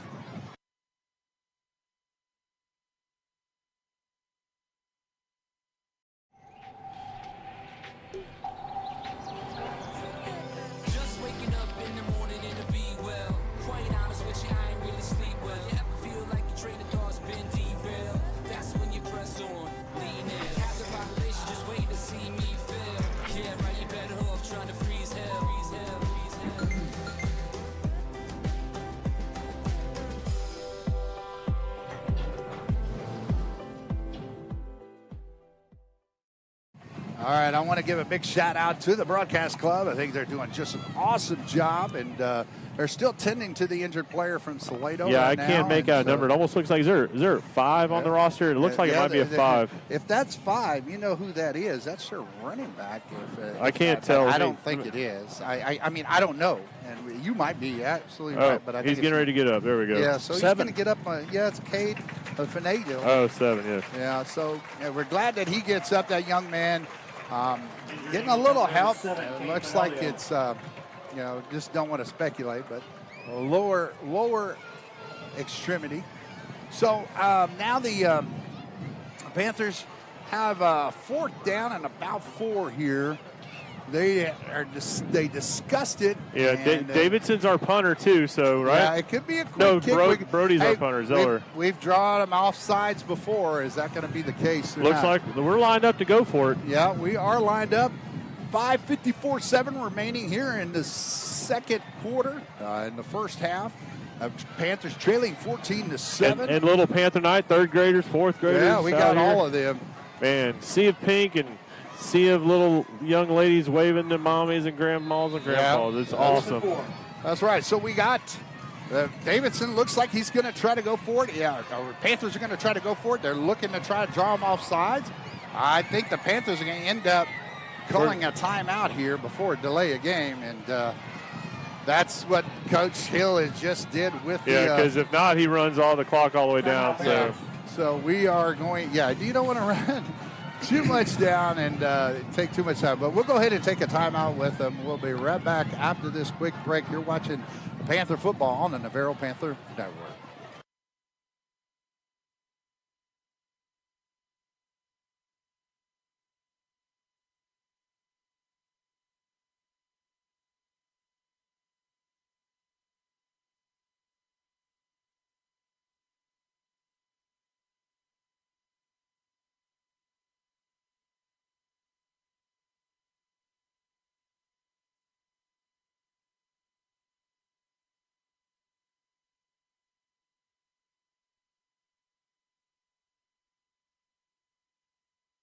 We're back. All right, we're back here at the Irwin Lee Field as the punt by the Panthers. Let it roll. Slater. Yeah, and it looks like it's going to roll all the way to the 5-yard line. I don't know if it was touched any time before that, but there it is. Panthers got them pinned back. Now, guys, what do we do with that? Well, you do what we'd say back in the 90s. You pin yours back and you go after them, right? That's right. I think that's what we got to do. I think we got to stay aggressive. We got to stay smart. I mean, the past two times out here, the defense has been very smart. So with 5:17 left, I think we get a stop here. We get the ball back, good position. Hey. Yeah, we'll see what happens here with Salado. A missed snap, anything like that, a high snap. Low snap, the ball's bobbled, all sorts of things can happen, especially in this position. Now, Geist is back as quarterback. He's looking I'm not opposed to a safety right here. As the handoff goes up to the up back, and that's Bingham, and Bingham has nowhere to go. I think that was King. That was Isaiah King again. Isaiah King making the tackle in the backfield, a TFL. That's his second great open field tackle that kid's made I've seen tonight since we've been here. Great job. Yeah, I mean, and we like those TFLs, that's for sure. The tackle for losses. That's going to bring up a 2nd down 11. Panthers are doing great here on the last two series, all the way up to this point in this third series. So we'll see how they can hold them. I think we only have 2 timeouts left. So do you call a timeout if you get a stop here on second down, short gain on second down? It might be. Geist goes to what a play! King 2 times in a row. And there he is right there. He jumped that route well. He saw it. There was one option on receiver right there, and he jumped it and saw it. And made a great play. Stops the clock. Stop the clock. As I was saying, we're talking about taking a timeout. No timeout needed with incomplete pass. So yeah, when you take those, it wasn't a bad choice of plays, I don't think, but just a great job by King making that play. So now 3rd down and long, 3rd down and 11 for Geist. He fakes the handoff. They're looking to go downfield, and he's going out to left side. Oh no! We all say it. It's a flag on the play. That's a 15-yard penalty coming right there. Yeah, and that's an automatic first down no matter what. We had him too. Yep. But in that moment, that's not intentional. I don't know if we got that on one of the other angles or the sideline on replay, but I'd like to see if we have that on replay after the call. Yeah. So face mask. We did personal foul, face mask called against the Panthers. Man, I tell you what, that defense was on him. The sideline. Now this sideline every once in a while glitches, but here it is right there. Oh my goodness! Geist is. He kind of initiated that himself. He ducked his head. Our Panther drug his hand across shoulder pads, and just happened to catch it. It just happened. Yeah, unintentional, but still it's going to be called every time. Yeah, Geist with the new set of downs at the 19 of their own. He looks to run it. Another big play. We'll see if the Panthers can at least stop him from getting down across the 30. So they're going to be right at the 30-yard line. They're giving him the first down.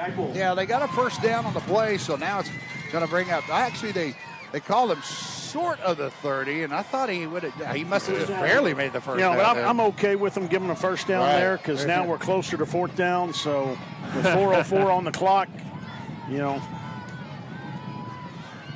So now the Bingham gets it off to the left side. He's got a little bit of room. He tries to jump, and wow. Trotty says, nope, you're not going up in the air for long. Yeah, I forget. Number 26. Julius De Leon. He did a great job of holding his block right there with his guy, and he forced the running back to make a decision, give Trotty time to come up there and make the play. Yeah, outside containment. 2nd down and 1 here for the Salado Eagles. Geist back. In a shotgun with pistol formation. Luke Bingham behind him. Fakes it to Bingham. Looks to be a nice little drag route here by number 16. Oh, man, he almost dropped the ball right there, too. And that was on the receiver, Landon Notsky. Yeah, Landon Notsky, like I said, is their utility player. He plays all over the place. That the drag coming out, a little waggle, and worked out perfectly for Salado. Now the Panthers have to counter here on defense. Yeah, I thought Evan was going to punch that ball out right there. He came up there and made that tackle, and you could see him bobble the ball a little bit. But Slado's moving the ball again. They go from So now we got Geist.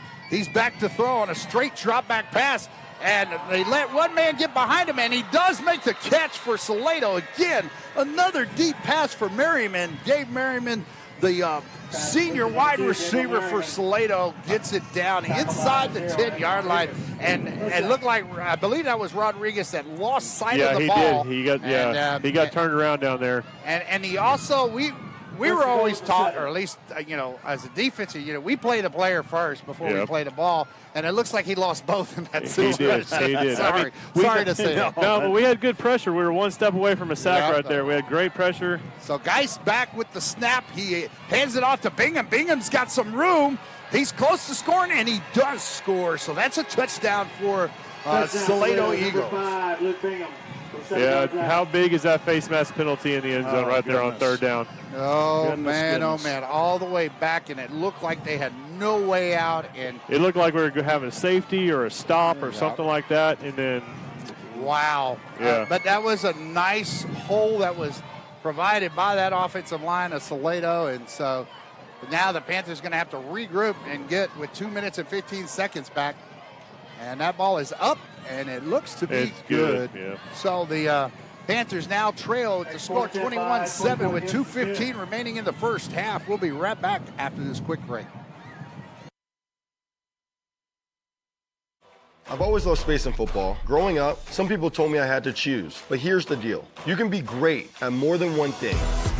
And getting involved in STEM opens up your world to a universe of opportunities in life. This is my time. Get inspired and get involved today. There are STEM programs and science centers available in your community, so be sure to check out spaceforall.us to learn more and get started. This is my time. There ain't no doubt in my mind. Find your place in space. This is my time. Space for all. All right, we're back here at Irwin Lee Field. The Panthers are trailing right now. They're trailing with the score 21-7 with 2:15 remaining here in the first half. And wow, what a whale of a game do we have here. I mean, my goodness. It looked like at one point we were going to have them back, Jim. Now, yeah, right there. We had them pinned. We had a chance to really turn the tide, and unfortunately a penalty came at the wrong time. Wasn't intentional, but so we can do with 2 minutes here. Pooch kick. It's upfield. I didn't quite catch the play right now, but he's driving down. Good field position for the Panthers here with just right close to 2 minutes. We'll have another play before we got a 2-minute warning. And on the tackle number 20, Hayes Ramsey. Yeah, so now the Panthers, Jim, have the ball here, and we're going to have to get them going. So at the 37-yard line, good field position. They get a free timeout.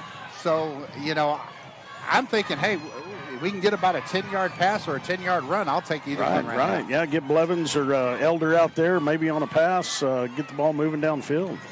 Yeah, that was the old counter play by the Panthers. They're trying to get down off to the right side, but Trotty takes the ball and gets a couple of yards, but they stop the clock for the 2-minute timeout.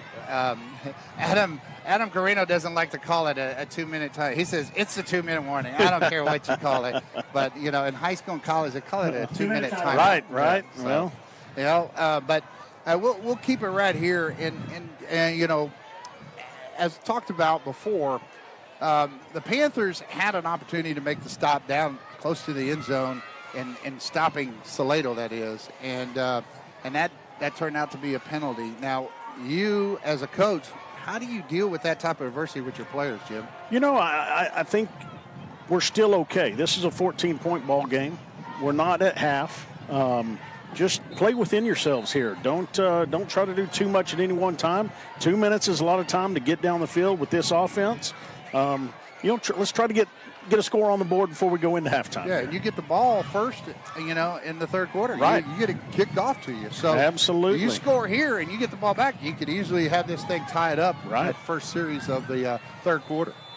So now Davidson's back with you have two wideouts, twins to the left. The H-back is Rocha. Rocha's up front.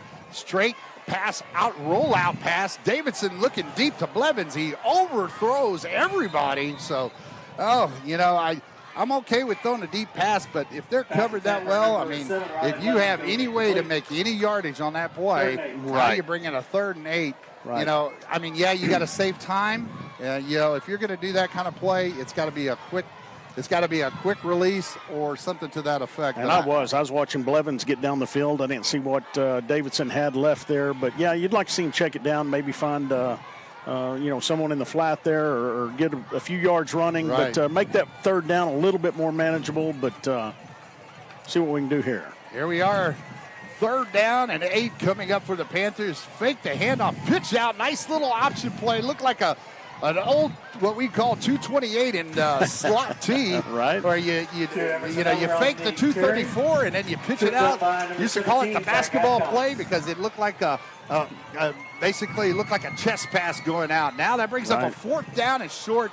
I don't know if you want to give Salado a short field here, Jim. I don't know. Right there, if anything, I would like to see, we run a pretty good hurry-up offense here. I would have liked to see us get on the ball and go right away if we're going forward on 4th down. Don't give these athletes from Salado a chance to set up. Let's go get it quick. But as much time as they're taking here, I don't know if they're actually going to go for it or not because the Panthers may just let it run down, take the timeout as they are right now. The Panthers take the timeout, And so it's a timeout on the field with the Panthers taking a timeout here with 1:06 left. 4th and 2. We'll see what's going to happen after on the other end of this break. Right. So we'll be right back after this.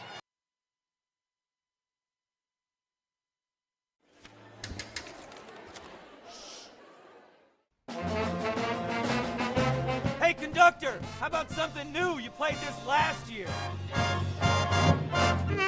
Come on, get your head out of your sacks. Shh, we're trying to hear. Well, I'm sick and tired of hearing your kid play the wrong notes. Where's my kid solo? At least you can see your kid. Why is my kid stuck way in the back? The conductor only plays his favorite. I can earn that solo! You see my kid? Yeah! Come on! Here we are back at Irwin Lee Field in Geronimo, Texas, home of your Navarro Panthers, if you're watching the Navarro Panther Network. Score 21-7 with Salado leading the Panthers.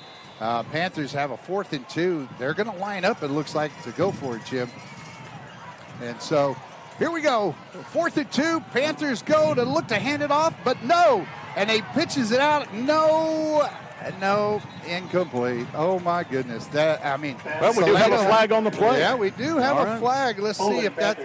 it's going to be holding Panthers, yeah. Yeah, well... I don't know if we have any score updates on the other district games yet.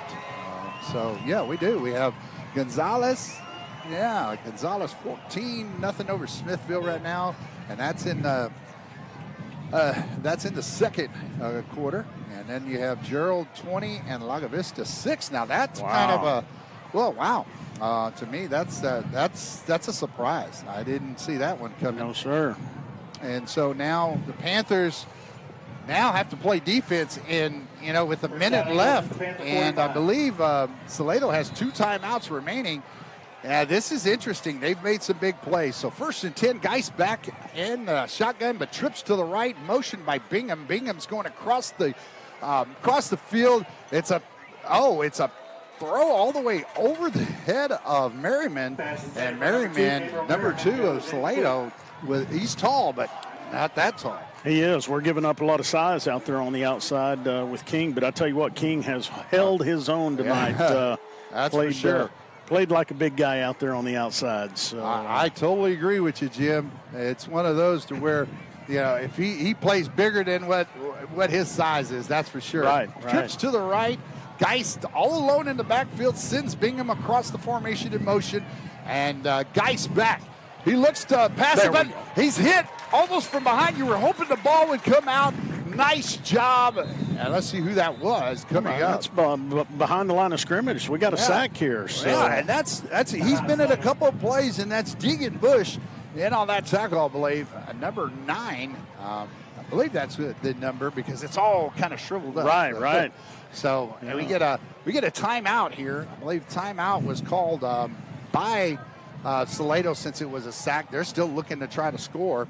It's going to bring up a 3rd and 9. Big play here by the Panther defense. Let's see if we have that overlay up. I'm going to show the defense. This is the defense that the Panthers started with, and with Geipel, Harvey, Black, Galini, and I believe that same group is pretty much out there. Mason Berry in the middle with Benish and Vogel on the outside linebackers. So, and then we had King has been in there for Hudson Jenner. Jenner has been playing a lot of offense tonight, and so we've seen King switch in and out. And we've gone into a nickel package, so sometimes we see both of them out there. So Geist goes back. He looks like he was going to throw it to an out route, but it looked like number 4, the intended receiver, Braden Dildine. And Dildine came back inside instead of going back out, and so that was a totally misread by one or the other, the quarterback or the receiver. Right, and I really thought we had a chance if we turned around and found the ball to make a play on the ball there. Well, we know who the leading in interception is Julius DeLeon, and Julius DeLeon was right there on the play. Right. So he would have had, I think, his 4th interception there. And so now the Panthers on defense against Salado, a 4th and 9 coming up. Big play, quick kick is coming up here. A nice little pooch kick, fair catch, and he's touched. That is automatically a penalty. It doesn't matter. I don't see it. There is not a flag. There is not thrown, a flag. and, so even our our students in the trailer are already putting up a flag, but that is not the case. As I thought you could not be touched once you made the ball, no matter how light it is, unless you're blocked into them. Right. And there wasn't anybody pushing him into the our player there by a block, so definitely should have had 15 added to that. Well, Emerson Elder, I think, did the right thing by calling the fair catch there, because that ball could have been down inside the 10-yard line easily. Right. And so at least having it out at the close to the 17-yard line of their own side of the field, the Panthers are now set to first down. And Davidson takes and looks like he was going to hand it off, but he has it in around Evan Rodriguez. He's got some room, and he's out of bounds. And there's the flag. There we go. We got out. it this time. And so now you've got somebody coming out and also making a hit on the sideline. And then we had, let's see if we've got that on replay. We can take a look at that and slow it down towards the end. Yeah, he was a good 2 steps out out of bounds here and took a lick from Salado. So right there, it wasn't a big hit, but then we had some action off to the left side. Yeah, right there around the 42-yard line, there was something going on that we missed, but kid ended up with a helmet off. So So now the Panthers, you get 30 seconds here, Hank. And we still have one timeout, so the sideline is going to have to be used quite often here.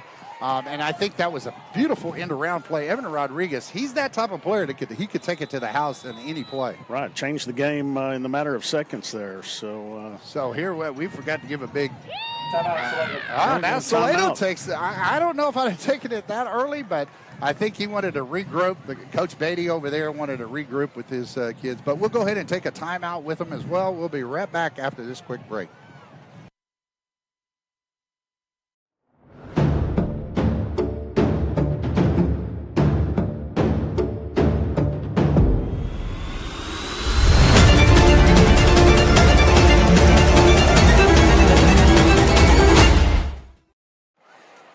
All right, we're back here at Irwin Lee Field in Geronimo, Texas, the home of the Navarro Panthers. And Jim, what you've seen tonight is as exciting as yet, because this is the I believe this is the was this your second broadcast, or is this your first? This is on the football side. This is my first. Okay, and, that's what I haven't been to a game this year. I've had the opportunity to at least get to watch at home or on the road. On the Navarro Panther Network. So this is it's a pleasure to be out here working with you tonight, Hank. I appreciate the opportunity, and man, I'm anxious to see what we can do here with 30 seconds left on the clock. I am too. I want to see if the Panthers can make something happen, because in certain situations back with the different offense, it could be a different outcome. But now Davidson is looking to draw offsides, but he couldn't get him offsides. It was close. I thought they were going to get Salado offsides, but it's only 9 seconds on the play clock as Austin Davidson's looking to get back in the we may have a little holding.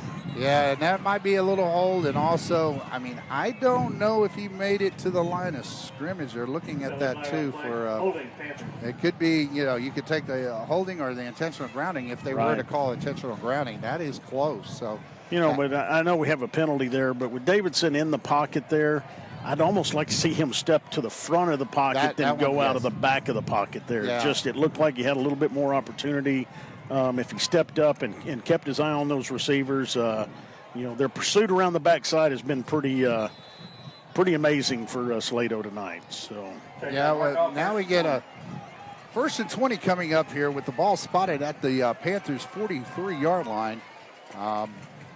Davidson takes the handoff, looking out. Oh no. He throws the interception directly to number 20 of the Salado Eagles, Hayes Ramsey, the junior cornerback, makes the Eagles, number 20, Hayes Ramsey, makes the pick six, as they would say. And so now, now that's the last thing you would want to see, right where we're at with this. And there are a lot of traffic right there outside the hash marks, and man, if we could have one back, I would take that one back over the penalty in the end zone on the other end. Right. So, I would think this one led directly to points in that matter because they had to drive it down the field in that one. This was right points. Here's the extra point attempt.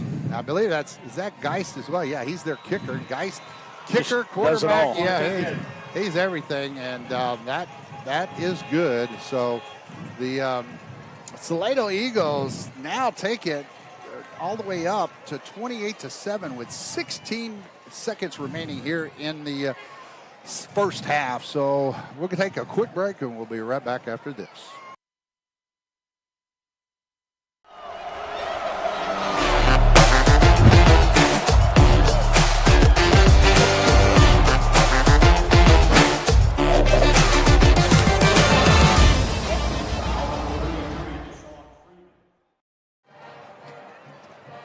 All right, we're back after that devastating series of events that happened for the Panthers. And, I mean, Salado was in the right place at the right time. And, you know, when you're playing corner, you got to play all over the field. And Ramsey, the junior cornerback for Salado, did exactly what he needed to do and read that play all the way. I think he may have watched a little film this week and knew what was coming there. So he fought through the screen, the block, and so he was already there before the ball got there, obviously.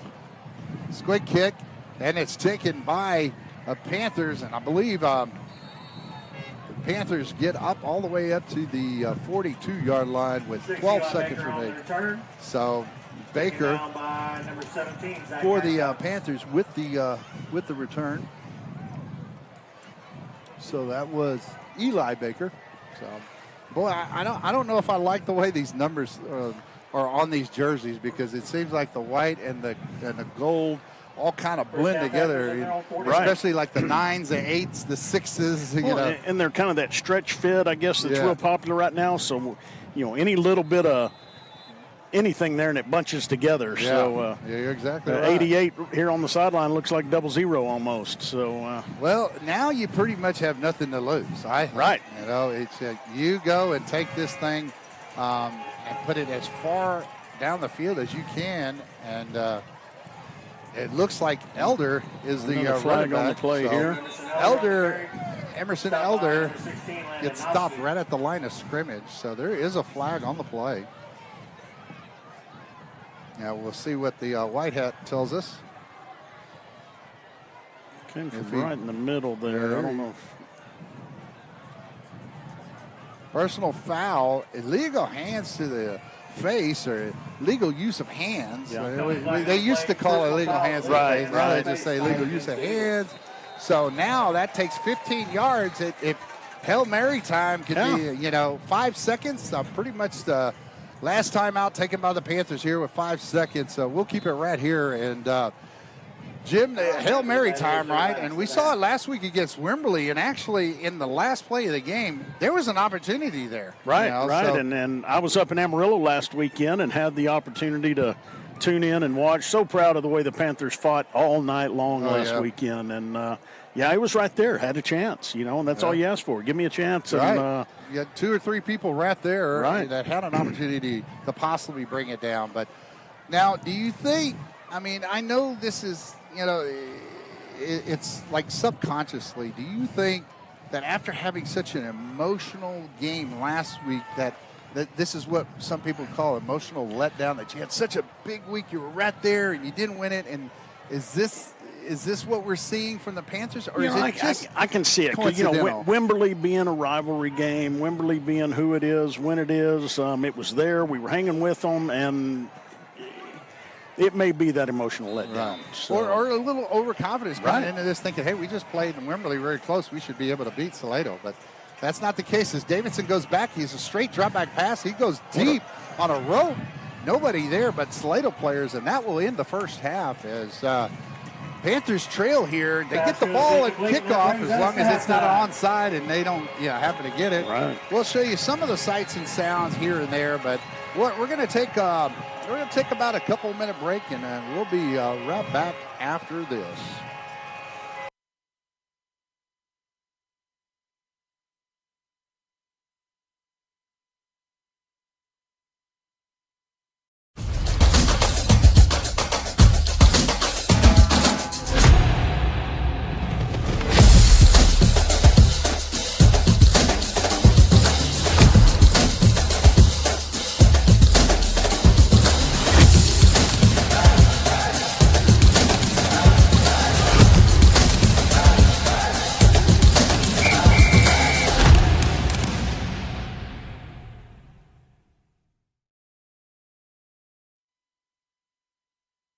It's time to help our neighbors in the Texas Hill Country. This is Dennis Quaid. Would you please contribute to the local relief effort through the Kirk County Flood Relief Fund at communityfoundation.net? Thanks. The innocence of youth. Is there anything any better? But soon they'll be in high school and facing all the same challenges you faced. How to make friends, how to fit in, how to be cool. We want our children to have everything they'll need to live fulfilling and productive lives. Make sure the kids in your family are among the more than 12 million participants in America who take part in high school sports or activities. What rhymes with great? Participate. Where does greatness start? Here, in the classroom. On the stage. In the pool. On the field. Where will your greatness take you? To better grades. To more friends. Yeah! Be great. Participate.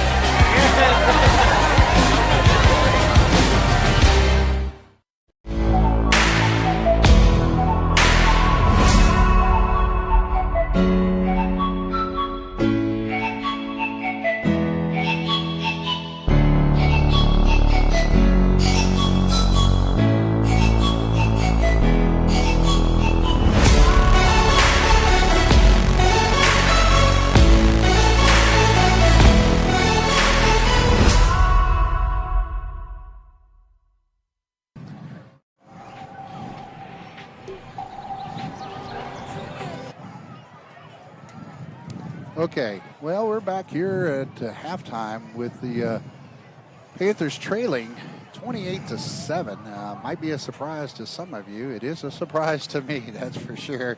Others, we're glad you joined us and watching our broadcast. I have Jim Andrews. I don't know if we can pull that up on our commentators. We do have a little lower third. We can we'll have your name up on the screen. Oh, wow. How about that, Jim? You know? High tech. Yeah, well, like it. You know, we have a graphics coordinator back there, and I think it's Richard. I don't know if Richard, Mr. Jim Andrews should be. We're talking about Jim Andrews being up on the screen. Hopefully, we have a graphics coordinator there that can still do that. I'll tell you what, it amazes me. So, yeah, amazes you. Go ahead. Yeah, it amazes me that these students and operating the equipment and, on the other end of the headphones here, running the trailer, and it is just amazing. We appreciate what they do for us out here and the opportunity. Hopefully they can carry this forward into college. And I still want that first student to come back, sit in on a broadcast and tell us how awesome it was to do this in high school and how it prepared them for broadcasting in college. Well, I know. I'll just say his first name. His name's Kyle, and he was not my son Kyle, but a different Kyle that had help with the broadcast club, and he helps out with ESPN Plus for Texas State. Very nice. And his at least his introduction to the things that we're doing here really helped them there. Right. And helped them actually get the job because that is great. He was part of the broadcast club. And man, that's what we want to hear and see, as this program continues to get bigger every year, and just hope that more students take advantage of the opportunity in front of them here. All right, real quick, Jim, I'm going to give you something here, and I'm going to give you a bio that was done by the senior. And I'm going to go with Mason Berry first. He filled it out, and he said that, he likes his middle linebacker position. He wears number 56. They call him just Mason, no fancy nickname. His favorite athlete is Ken Griffey Jr. His favorite home-cooked meal is chicken pot pie. What is his spirit animal? Oh, no, I hate to say it, but eagle, all right? His favorite fast food, Subway. Good. He wants to be an electrician after school, and he is one of his motivational quotes is never back down, never give up. And we asked him also some funny things or unique things that can be shared, and he has an elite ball knowledge, and so you can take quarterback. He's a quarterback by heart. That's great, and he could dunk a basketball. Now that's pretty impressive. That is. That's impressive. So that is. I've got senior here, Grayson Carlisle. They call him G-Car, so he plays left guard. Chicken piccata is one of his favorite home-cooked meals. I'll tell you what, their G-Car, invite me over. I'd like to try that chicken piccata. Yeah, I'm a fan as well. Good, right? If he's not eating chicken piccata, he likes Whataburger. His spirit animal is the dog, the DAWG, so I like that. And he looks to study finance at A&M, and his favorite motivational quote is, "Faith over fear, when fear tests your faith." Oh, that's awesome. That is that's strong. You love to see these young men and women with that faith-based in their life. So, G-Car, we wish you the best. Yeah, well, I mean, G-Car, and he's been out here in these games. I believe he has a type of injury that he's not able to play, and that's why we see Lane Black in his position. But man, he's a trooper. Yeah, Absolutely. a real trooper. Absolutely. Wish him the best. So, and we'll be going over some other bios in in our next games as well. So, but I'd like to say thank you, Jim, for doing that. And we're going to go ahead and take a quick break. Actually, we'll keep it here. We'll see if we could turn up the crowd mic, and once the Salado band gets going, we'll go ahead and get some sights and sounds of Salado band, along with we'll also bring in the Panther band once they get up here as well. And Scott Kibbe will be coming up as well, so we'll be back, but we'll be here, but we'll just show you some sights and sounds. I want to mention while we're waiting on the band to get started here too that homecoming, big night for volleyball. We've got Lavernia at home, so you can come at 5 o'clock to this varsity volleyball game, and then mosey on over here for the varsity football game, homecoming games. So hope to see y'all out there. Are we going to have a dual cast as well? Where we have Lavernia, we'll have them on volleyball, start early like we did tonight, and then we were able to have this brought on the same Navarro Panther Network channel. Right. And fortunately, instead of starting at 6:30, we're going to be starting at 5:15. That'll make it a lot better. It will, but it will. I'd like to hopefully see that game go 5. So it may still be a pressure crunch, but here we go. Let's get back to Salado Band and give them a little bit of the time here at half. All right.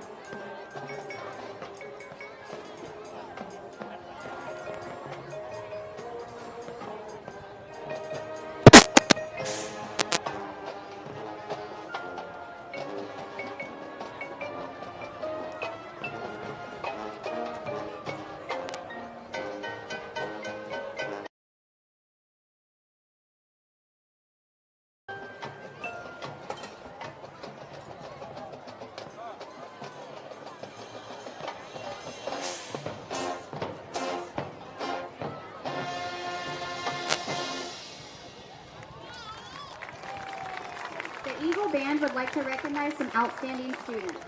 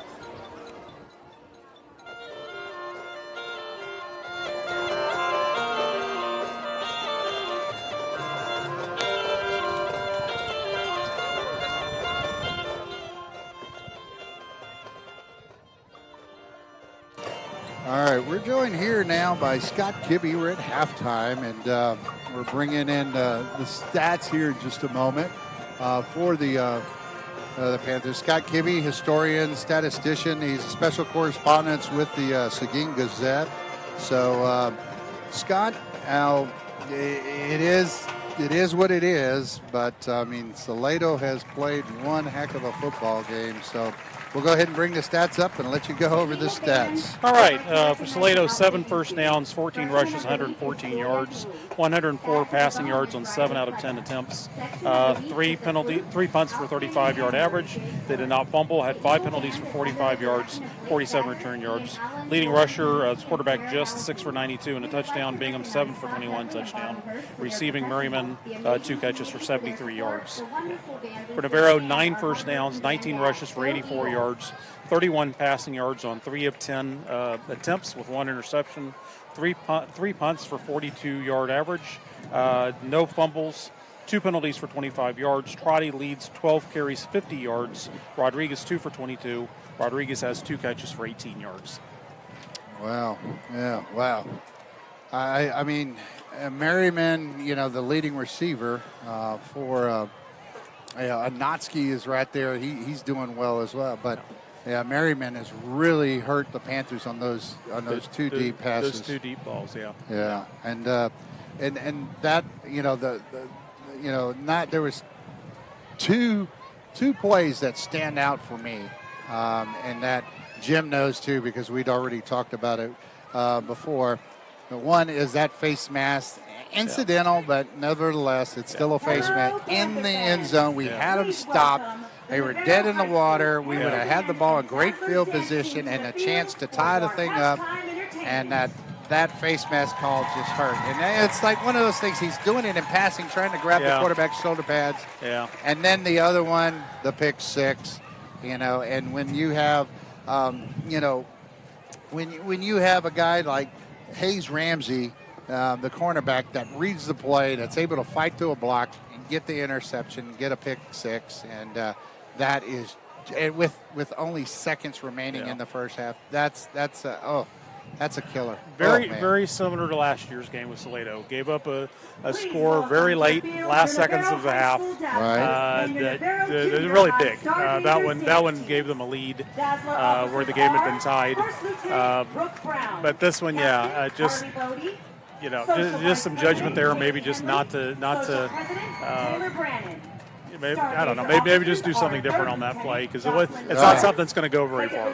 It's not going to get a lot of yards. I think the other thing too that the non-interference call down here on the trick play that did perfect. I have no idea what that official on top of it was looking at. I mean, you know, we need good people to be officials and we appreciate what they do, but. You got to call it. It's so obvious. And we ran it back on replay. Joel was up here at the time, and you see the defender reach over and around and through the offensive player. He's right there watching the whole thing. I don't understand. But that's a game changer too. I mean, they got the punt that pinned them down, so you can't say that in itself. But that would have been big, and maybe for getting this offense going as well. But you know, I don't understand it. But oh well. Wow. So. Now we have the junior high dance team. I didn't know we had a junior high dance team. I did not either, Hank. Hey, this is awesome. This is really awesome as they're out there on the field right now. I don't know if we could get any I don't know if we have the sideline cam up or not, but boy, it should be nice to. Okay, so they said that it's down for now. I guess it's break time too. So here we go with the dance team. So we'll see if we can pick some of the action up, and we'll take a mute break here in just a moment. We'll be right back.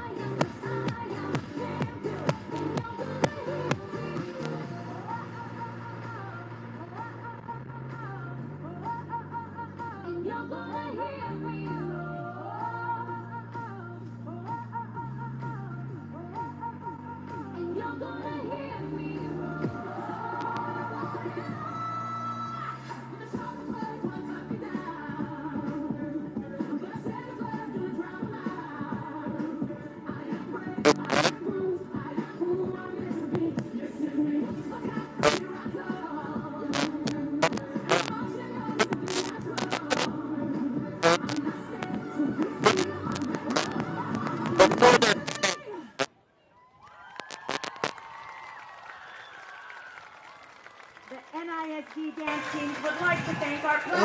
we're back, and I was mistaken. I said the junior high dance. It was the preteens, right? And that's what I understand, right, Jim? Yeah, preteen dance team. So what a great job they did out there tonight. Yeah, you know, wearing the pink out, and yeah. I mean, it's Cancer Awareness Month too, and so Scott. So what do the Panthers you think will have to do in the second half to get back into this game and to win this game? I think you've got to go back. You got to regroup. You've got to get your heads together because it was a very, very ugly half. A lot of bad things happened, and you got to come back and recover.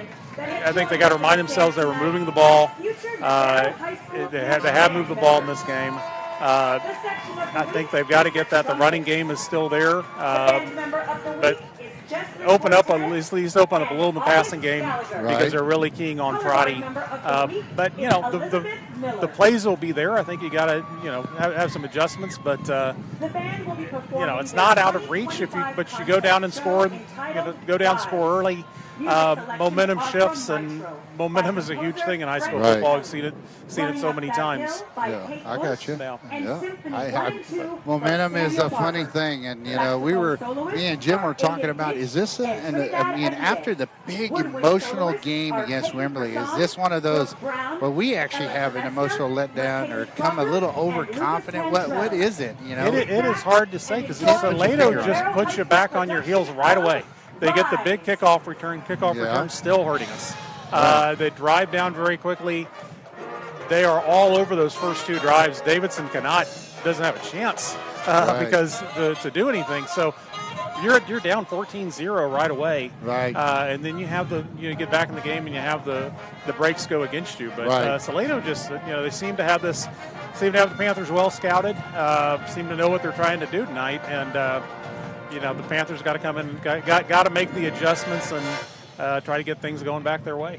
Right, I'm there with you. I'm there with you. So we can talk about the confidence and all, but when you've lost 4 in a row, your confidence just is not going to be great. Right, it's going to reach its limits, and I think we see all of it tonight. But your confidence level had to go up after last week and the way they played, and and I don't know if you saw some of the scores. We talked about our district scores, but.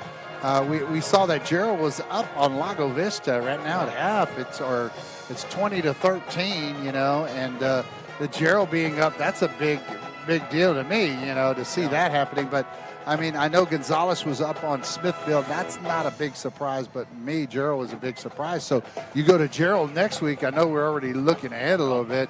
I mean, that's a must win almost for the Panthers. You had the Panthers did get in last year with 2 district losses, or 3 district losses.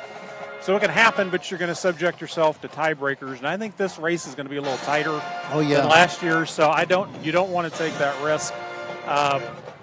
That's why you're really going to. You need to win one of these 2. Come back and win this one, or be able to go up to Gerald next week. Because you can put a lot of pressure on yourselves. There you have the greatest band in the land. Yeah, I'm sorry. But, yeah, you're right. You got to go up there and make things happen. And if you don't, and maybe this is what you need now, So, if you come back in the second half and you make a game of it, no matter if you lose this game or not, you got to get that confidence rolling. Get some of that back. Yeah, get back in that rhythm, back to the team that you've been becoming, and you've been, and you can. They've got to just stop giving up the big plays and got to start getting some turnovers. No turnovers last week at Wembley, and I think just one early against Livonia. So you've got to, you got to reverse that if you're going to have a chance in this. Right. Yeah, I agree. So. All right, Scott, tell everybody how we can reach you and how we can find you, and then we'll get to some of the sights and sounds of the Navarro Panther All right, band. SeguinGazette.com article should be in there on Sunday. All right, Scott, thanks again for your insight and your information and stats. Thanks, Scott. All right, Jim, we'll go ahead and have some sights and sounds here of the Navarro Panther Band, the greatest band in the land.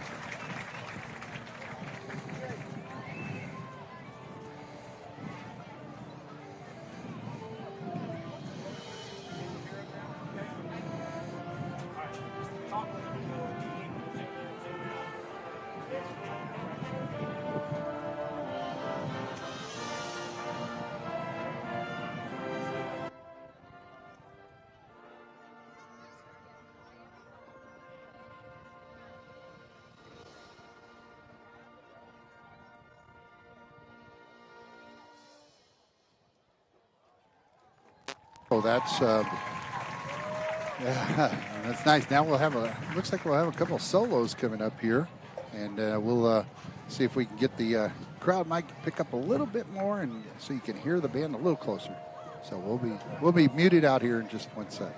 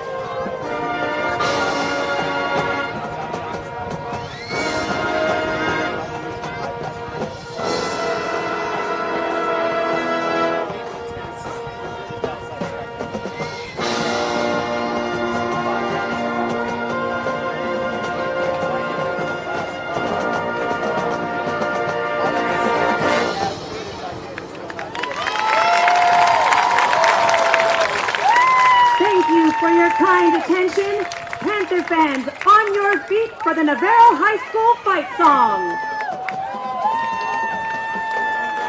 All right, here's the fight song.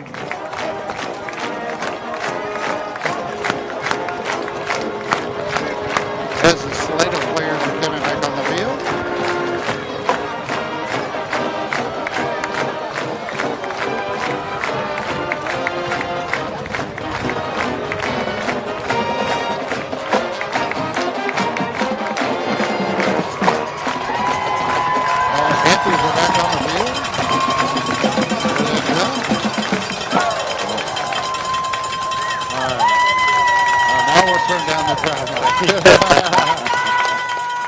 Yeah, definitely got the crowd mic working there. That was. Yeah, we can bring it down a little bit, and well, you can bring us up now, right? We're back. We're here, so you can hear us just fine, I guess. So now we'll have the second half get ready to start. The Panthers should receive, and that to me is a big deal, Jim, because I mean, boy. If it was the other way around, I mean, the Panthers would be in a real bad position.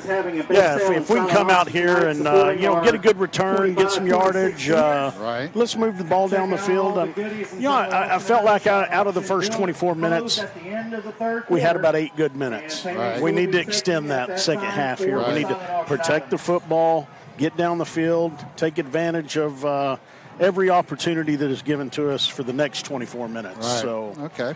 All right. Well, I tell you what, this is a moment in time that we're going to have to look at it and go, can the Panthers, make a real run and come back? And it has to begin now I mean, I'd still watch for an onside. When you're up this big, you Right. ain't nothing to lose. Right, we're working right? on things at this Right. point, you know. I mean, so. when you see an onside by Salado, I wouldn't be surprised. Right. As you have number 12, Andrew Benavides, is the nope, he's not the kicker. It's Geist. Anyway, he does everything for him. He Let's puts see. it right inside the corner. I man. thought it was going to be a penalty, but Yeah. no, we're going to take it at the 20. And So, well, the Panthers get it at the 25 again. Now 25. they've started from there, or the 20 seems like almost. We saw an 80-yard drive, but they've started there pretty close almost every time. I think their best field position coming out was close to the 30. So. Right. Well, I mean, so they haven't had good field position either, but the defense hasn't been able to stop. The offense has made some mistakes, hasn't been able to sustain drives. They only have 7 points. I mean, is the sky falling? Right. Yeah, stop the bleeding here a little bit. That's right. So. That's right. So let's get with Trotty off to the left side. Trotty's tackled for a loss on it. Not too many have we had a loss other than sacks tonight, and Trotty loses about 3 yards on the play. It's going to bring up a 2nd and 13 with the ball spotted about the 22-yard line. Yeah, the defense just took away his legs there and just couldn't turn it into a positive on that run there. So. Well, and when you get a chance, make sure to scan on that QR code on the bottom right there for the Navarro Broadcast Club, and it's just like buying tickets. You can donate there. So now Davidson back, waiting for the snap and shotgun. Rocha in motion as a rollout to the right. Davidson tries to get it to Blevins, but there is a flag on the play. All right. Sure came from the line judge here. With the line judge off the side, and is he going to say holding, defensive holding? Now, you don't see that too often. Now, in high school and college, it's a 10-yard penalty and an automatic first down. In the pros, you see it 5 yards and a first down. Right. Here, that's a big play. Now, maybe Panthers could build on that because they looked like they were behind the chains a little bit, and it was going to take them they were going to have to climb out a big hole. Right. And Davidson there, I wasn't sure where he was throwing it, but it makes sense now that with that defensive hold, he was throwing to where his guy should have been. So here we go, getting the ball 1st and 10 at the 32. So, now it's 1st and 10 with Davidson back to take the snap. He hands it off to Trotty. Trotty off to the left side, and then he's met right away by that menacing Hayes Ramsey. And I only say menacing because he's got the pick six, the interception tonight against the Panthers. Right, and he closed the end there really quick, and a really athletic play there by the defense for Salado. Yeah, we'll get a score back. I think somebody hit the cord up here, but that happens, Right. So now, 2nd and 9. Panthers looked like they were going to have a big hole, but it closed down quickly there. So now Davidson looking for the snap as Rocha moves over to the right side as H-back. Trotty breaks one tackle, but could not break the other two. And he gets only about 1.5 yards. So it's going to bring up a 3rd down and 7, a 3rd and long for the Panthers. Yeah, just couldn't get to the next level there on the defense. So we closed it down, and short gain for Trotty on that carry. So now we have Panthers 3rd and 7, or 3rd and 6. Actually, they gave me another yard. It's Davidson back for the snap with Trotty right next to him on the right. It's max protection. Trotty helps out on the block, but the pass is off to the left side, and it is just enough for 1st down. Is that Rocha, the receiver? So Rocha for the Panthers gets the reception. It's a daughter Rocha. Yeah, Davidson to Rocha there. What a great catch, and didn't have the 1st down.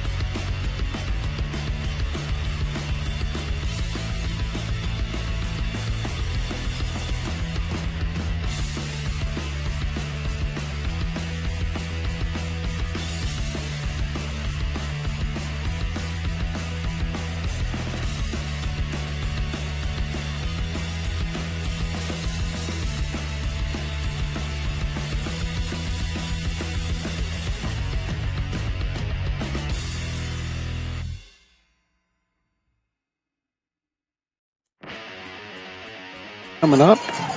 14, Kane Crudis on the carry.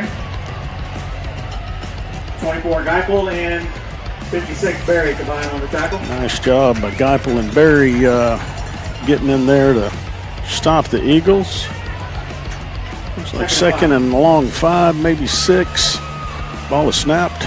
Oh, the Panthers are there. Ball on the ground. I think we got it, folks. Panthers get the ball. Yes, we do. We've got a turnover on fumble on the play. Panthers will take the ball on the 15-yard line.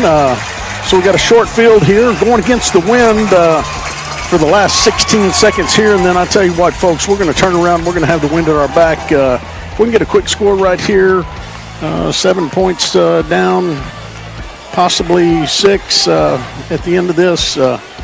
We got a new ball game starting the fourth quarter. So see what Davidson can lead this Navarro Panther offense with here. Got 2 spread out, 22, and then Rodriguez on the outside. Handoff. Trotty fighting for every yard. He gets around the corner. Looks like it's going to be a gain of 4. Second down and 6. 5, Dylan Trotty on the carry. Panthers can pick up a first down here before scoring if they need to. First down marker right at the 5-yard line. Panthers huddled up here, breaking the huddle. Davidson back, Trotty behind him. Second and 5. Change of play here. Got an audible by Davidson. Man, high snap there. Great job by Davidson to keep that one in play. Looks like Trotty's right at the first down marker. Looks like they're going to move it down. It'll be first and goal from the 5-yard line. Stop by 28, DeMonte Foster. Great job by Navarro's offensive line there, just making things happen, opening up. We have reached the end of the third quarter. Ladies and gentlemen, it is a new ball game here in Geronimo, Texas, home of the Navarro Panthers. Salado Eagles 34, Navarro Panthers 21.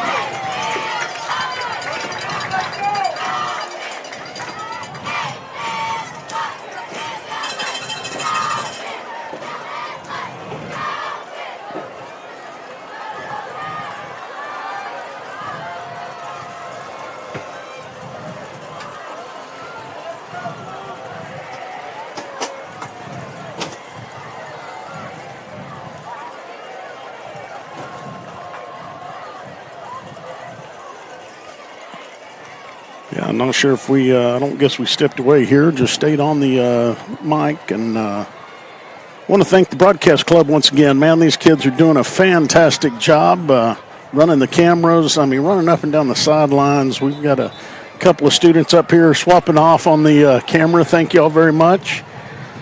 Just makes me happy to see young folks getting a chance to learn what they're learning here with this broadcast club. Really, really great opportunity for the next generation. So here we go, first and goal from the 5-yard line. Trotty with the ball. He gets stood up at the 1-yard line. Great, kept his legs moving, thought he was going to push it in there, but right about the 1.5-yard line, it'll be second and goal. 5, Trotty on the carry. And while we were away from the broadcast, Salado did score, but they did not get the extra points. So here we are, 34-21. Gain of 3, second and goal from the 2.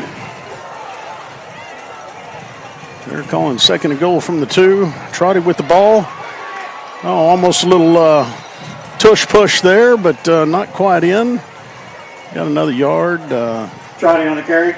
Third and goal from the 1-yard line. And on the stop, 17, Zach Adcox. Ashcock with the stop for Salado. No gain. And they're saying no gain here. I thought he had a yard there. I don't know. I think that was a bad spot. But hey, third and goal from the 2. Panthers lined up. Nobody in motion. It's a direct snap. Oh, Davidson keeps his feet, keeps moving. Going to lose some yards there. We're back to the 6-yard line. So 4th and goal from the 6. Quarterback keeper stopped in the backfield. I thought it was a direct snap to the back, but it was Davidson that got that ball, tried to do the best he could with it. Salado really came through a lot quicker than he was anticipating there. So waiting for, hopefully my broadcast partner gets back up here soon. I know he's still working out a few things in the booth.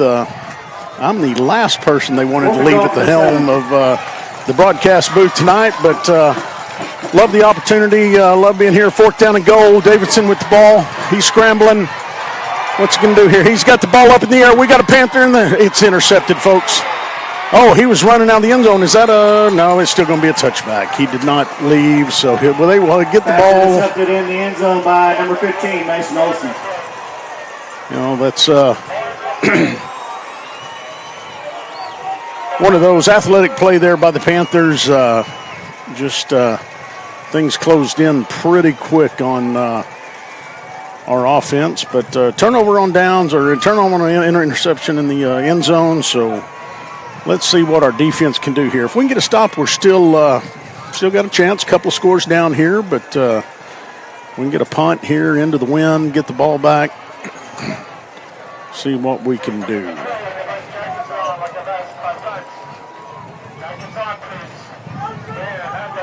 All right. Salado coming out, lining up the offense. And first down, Salado at their own 20. Navarro defensively ready here. Let's see what we can do. Maybe get a turnover here. Turnover, fumble. Things go our way. We'll see what can happen. Oh, we got a check and a run by, ball's out. We get a turnover right here. I think that's Navarro Panther ball, ladies and gentlemen. Yes, it is. Line judge says the ball's on the ground. We've got the ball on the 20-yard line. Here we go. Corbin Berry with the recovery. Did not get to go to the game last weekend up in the Panhandle, but saw the older Berry brother up there doing. We went to the tailgate for West Texas A&M and got to see him do the walk to the stadium with all the athletes there for the West Texas A&M Buffaloes. So always good to see a Navarro X at the next level. So, but here we go. Navarro's got the ball. 1st and 10 from the 23-yard line. So wind is at our back. We've got an open receiver. Great defensive play there by Salado. I tell you, that ball was in the right spot there. Davidson had laid it up. I can't tell. I believe that's number 22 out there for the Panthers. Nobody here. Yeah, it was 22 for the Panthers, but ball was right there. Good defensive play by Salado to knock that ball away right at the last minute. 2nd and 10 from the 23-yard line. Still got Trotty in the back. Got a couple of backs in the backfield here. Man, I tell you what, good hard run there by Trotty. 5 lowers his shoulders, 2 Salado defenders, and he gets about 6 yards right there. So we're going to go 3rd and 4 from the from the 17-yard line.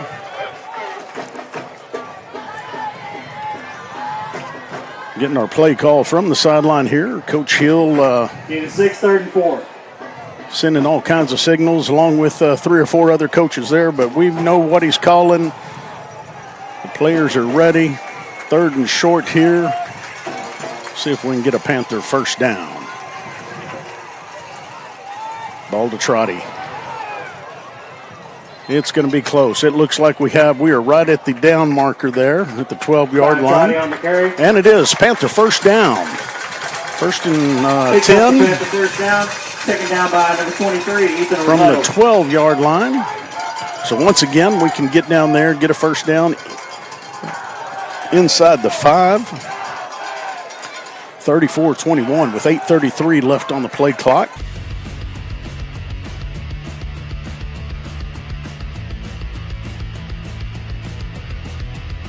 Oh, handoff. Trotty. There was a hole there, but it closed up quick. Looks like a gain of 3. Trotty on the carry. 2nd and 7. 19, Campbell from Salado with the stop there. I tell you, Trotty He is running hard tonight, putting those shoulders down, pushing for every yard he can get. So nice job, young man. Waiting for another play to come in there. Do want to give props to our volleyball team. Got a win tonight. Great job, Lady Panthers. Won 3 straight against Gonzalez Apaches, Lady Apaches. So good job. Good to see them in the win column. Handoff. No, a fake. Davidson, nowhere to go. They 3 or 4 Salado defenders there teamed up on Davidson.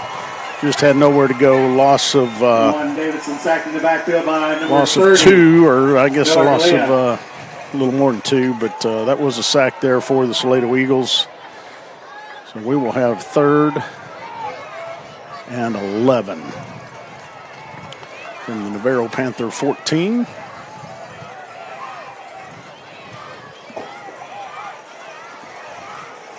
.705 left in the game, 34-21. Panthers down by 13.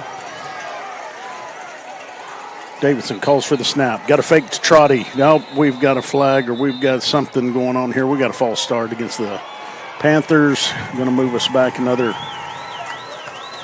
bit there. Let's.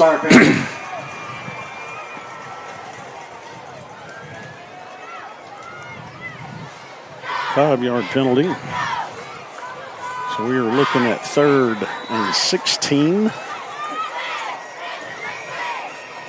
See what we can do. Spread out the defense here a little bit.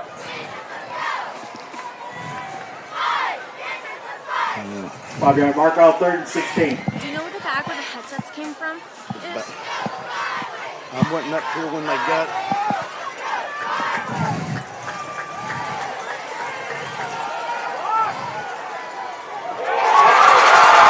Oh, folks. Touchdown, Panthers. Sorry, we're up here. Had another little mix-up here, but that was touchdown for the Panthers. We're looking for some equipment up here and not sure where it's at. So I do apologize for missing the call on that play, but we are definitely running shorthanded at this point. Kick is up, kick is good. 6-point ball game, folks. 34-28. Panthers down 6 with 6:22 left on the clock. Don't know if we're going to take a break or if we have any of that up to take a break. We may just be kind of trying to get by at this point. Not able to go to commercials, so if we're not able to go to commercial, I would like to take some time to thank a couple of our sponsors as we look across the field at the banners hanging. Mark Elder, State Farm. Thank you, Mr. Elder. We appreciate you and Ashley, all your continued support of Navarro Panther Athletics. Birch Law Firm. Birch. Man, what a sponsor. Double platinum sponsor every year. Great job. Had kids go to the school, played our daughters played with Carolyn, and our son played baseball with Joe Perry. So thank you, Troy Birch, for your continued support. Gosh, let's see who else is out there. My eyes are getting so bad I can't see some. Bartlett Cock. Thank you, Bartlett Cock. They're building the school, the new school next door. So always like to see our partnership sponsors coming out here. So kickoff for the Panthers. Nice kickoff here to the 20-yard line. Salado takes it, and then he takes a knee. Okay, that was... 4-yard line on the return, takes a knee. All right. Looked like he was going to run and then took a knee there at the 24-yard line. Be 1st and 10, Salado. Tell you what, we were talking about it just a minute ago. Another turnover. We've had 2 turnovers here in the fourth quarter by Salado. We get another one. This is a new ball game. Eagles at their own 24. 6:19 left in the fourth. Ball is snapped. Handoff. Oh, he takes the corner. See if we can catch him. He's moving good. Yeah, he gets pushed out of bounds at the 20, looks like the 24-yard line. So maybe we're not moving everything, so looks like we have a holding against Salado. The ball is coming back. On the play, holding against Salado. You know, you see a play break like that, and if you're the good guys, it's always nice to see that holding call bring you backwards. So looks like we did send them back here. Will be first down.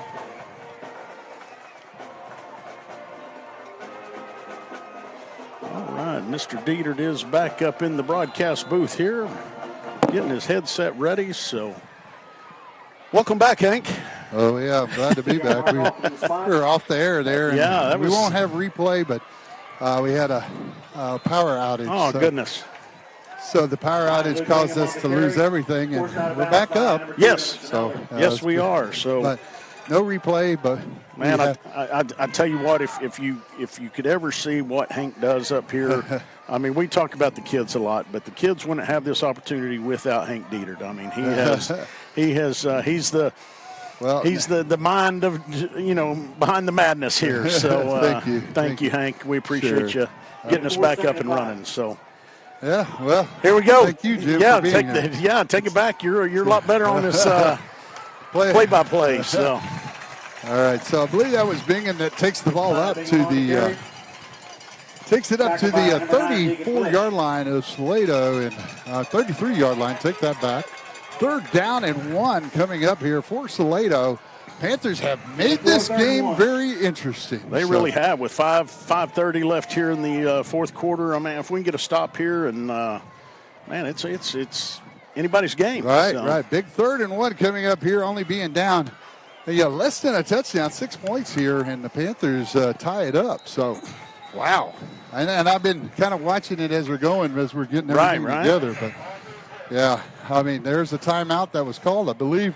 That was called for Salado, so that's their first timeout of the half, I believe. So they'll have 2 timeouts remaining. And Jim, now you stop them here. If you're Salado, I mean, do you even think about going for it? Because if you go for it, you could take another 3 to 4 minutes off the clock. Now the Panthers have all 3 of their timeouts, so it may not be that much, but still you make the Panthers use their timeouts if you do that. No, I mean I would expect them to kick the ball here if we can get a stop here. Kick it, quarterback, kicker, punter. The man that does it all for Salado has a good leg. So I think let's see if we can get a stop here, Hank. Yep. 3rd down 1, Bingham out to the left side. Yes. He's hitting the backfield, but he breaks a tackle. He breaks another and brought down by, I believe that was Mason Berry that gets him out of bounds. And but not until after a 1st down. So all that talk was for naught. It was, and I mean, we had them 2 or 3 yards deep there behind the 1st down marker and just couldn't get that kid down. So. Yeah, every opportunity, but still. As he goes out of bounds, it stops the clock. 5:14 remaining here in the 4th quarter of play. Hopefully you came back to watch us as we, like I said, lost power and trying to get everything back up and running. Well, and a little mishandle there and off to the left side and nowhere to go. Geist is tackled for a loss. That's a big loss. That is. Now, if I'm the Panthers, I might think about it. It might sprinkle in a timeout here or there, but we have a timeout for injury on the field, I believe. And so the player is walking off on his own accord. So as he gets tended to. Now, is that 9 or is that 0? Is that Rodriguez? No, I believe that's number 9. Okay. And he's that's Deegan Bush. Okay. He's and because that's that number that's all crunched up, and we can't quite read it that well. And so, oh man. Well, they gave him a little bit more on there. I thought it was a loss of another 5 yards there, but they've got it moved back up to the 34-yard line, I guess. So 2nd and 12, but Yeah, Still plenty of time here if we get a stop. Yeah, so now we're back to the play. And we have still Geist back as quarterback for Salado. He's in shotgun. He fakes the handoff to Bingham. He's going to go downfield, and he's got a man. And Merriman, again, almost makes a big play there. As Merriman had a chance for it. He had one hand on it. I always say if it touches your hands, you better catch it. But, Right. And there, that looked like one of those athletic plays that was fixing to be the one-handed catch that hits all the highlight reels. But fortunate for the Panthers, he did drop that ball. So third and 12. Let's get a stop here, Hank. Yeah, and so now the Panthers have a chance to make a big stop with 3rd down and 12 here. Geist, it looked like Bingham started a little early. I thought so too. I really had that there as a false start, but still they get it out to the receiver, and that's Braden Dildine, and he gets good yardage, but not 5 yards, maybe 5 yards short. 6 yards, so it's going to bring up 4th and 5 here for Salado Eagles. They are at punt. Now Panthers have a shot to go and take the lead if they can score a touchdown, get the extra point. Right. They go three timeouts. So. Yeah, this is become a very interesting game, and we happen to be lights out there for a little while. Fair catch called, and then it's muffed, but still got it back, and that was Trotty. That was Trotty.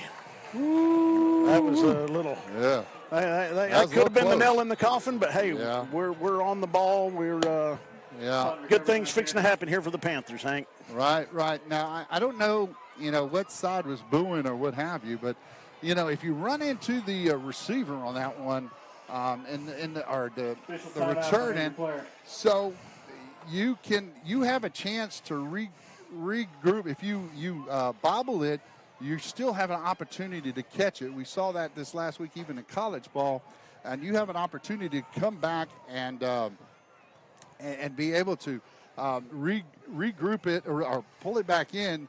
But once it touches the ground, then all bets are off. Right. Yeah, and that was close, and don't know.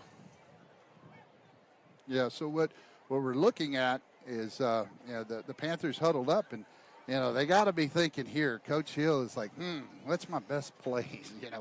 What can we do? And I wouldn't mind an up-tempo situation, where we can take and move the ball quickly here. Right.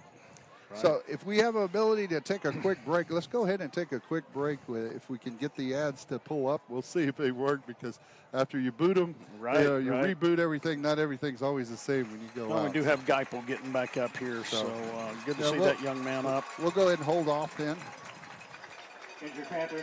So we'll keep it right here. Yeah, I wasn't real sure with the shutdown if I was even talking to anybody out there, but I got a couple of texts that said, "Hey, you are back on." There for a Where's little Hank? bit. Where's Hank? That's all I kept hearing. No, you didn't. No, you didn't. All right, so we'll get the scoreboard back up, and we'll be ready to go. All right, and I tell you what was the penalty here? It's going to be a re-kick, I guess. Yeah, they're going to re-kick it. Was it? It's still 4th and 5. It's like a do-over. So is there offsetting penalties, or did that play maybe inadvertent whistle? That's what we got. Yeah. So here it is, the punt by Geist. Love to see it go over his head here. Yeah, it didn't happen. Boy, the Panthers played back on that one, and so fair catch again by Trotty, and falling back. Trotty was like, "I'm making sure I catch this one."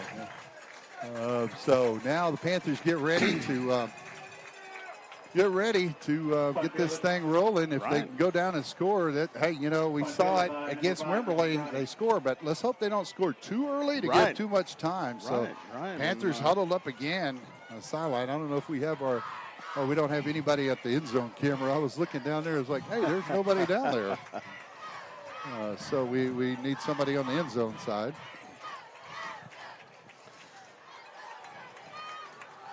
Looks like we need about 73 yards right here in 4 minutes, Hank. Yeah, what do you think? 73 yards? No problem. That's right. That's right. All right, Davidson back on a 1st down and 10 with the ball spotted close to the 27. And a big run right up the middle. Gets about 12 yards on the play. Brings it all the way up to the 40-yard line. So actually, that's going to be 13-yard gain by Dylan Trotty. Spotted at the 40-yard line. Panthers now moving the chains, and that was just a straight up the gut good old It was. running. Great job by the offensive line there, creating a hole, and then great job by Trotty. I mean, he got about 6 yards in, and he hit a different gear. So great job there by everybody involved in the play there. So now the Panthers hand it off to Trotty. A nice little move, and he gets about 3 to 4 yards on the play. He's going to lean forward for they're going to say they stripped the ball, but his forward progress probably was stopped as well. Right, it was, Hank, and got 4 solid yards there, and hey, 4 to 6 yards at a time, I'll take it right now. Right. Gain of 4, 2nd and 6. So we got 2nd and 6, and now the Panthers come up to line a little bit more urgency. Davidson back in shotgun with Trotty behind him as a pistol, and Rocha up front. 2 wide outs right now for the Panthers. And hand off to Trotty with the head of steam, but he's ran into a wall there right up front. I believe that was number 25 of Salado. He's Luke Bowser, the defensive lineman there. 25, Luke Bowser. And big play by the senior there. Yeah, they gave Trotty a couple of yards there. Yeah. But, yeah, that was a great job by the Salado defense of closing in fast. So now you've got a 3rd down and 4 coming up here for the Panthers. Definitely in 4-down territory here. Oh, yeah. But, trailing, and this late right. With 2 minutes and 13 seconds remaining. And a pass over the head, and I don't know if they're going to say that's a lateral or not, but the ball did hit the ground, and they're saying it's incomplete. It was very, very, very close. My angle, I'm looking pretty much straight down on that one, and enough to call it forward pass, but yeah, it was close. I'll give you that. So incomplete pass stops the clock, but it now, as you were saying, is 4th down. This is probably it's probably the game. It is. It is right here. If the Panthers can convert, the game continues. If not, this game is pretty much over for the Panthers, even though they have 2 timeouts remaining. So Davidson back, looking to get the snap. He's looking downfield. He's being harassed, and he gets to the outside. He throws it to the middle, and it was dropped by the Panther receiver. Had it in his hands. Evan looked like he just missed time his jump a little early. And then we've got a flag on the play here. We got a flag. It's going to be holding Panthers, and that is declined. And where that flag was, I thought it maybe was a roughing the passer. But that's. I mean, 2 minute timeout. Yeah, it was just a mistimed kind of jump for Evan because that ball hung up in the air, and it was hard to get a beat on the ball. So. That was a little tough there. So that was good, strong hands. He had it for a sec, but Salado's defense did do a good job. They're trained there to just knock the ball to the ground, do whatever you can, knock the ball out of their hands. So, well, let me look and see if I can get a couple of updates on scores. I was going to look to see if we had any updates here, and Fredericksburg is Canyon Lakes beating Fredericksburg, or beat them 42-28.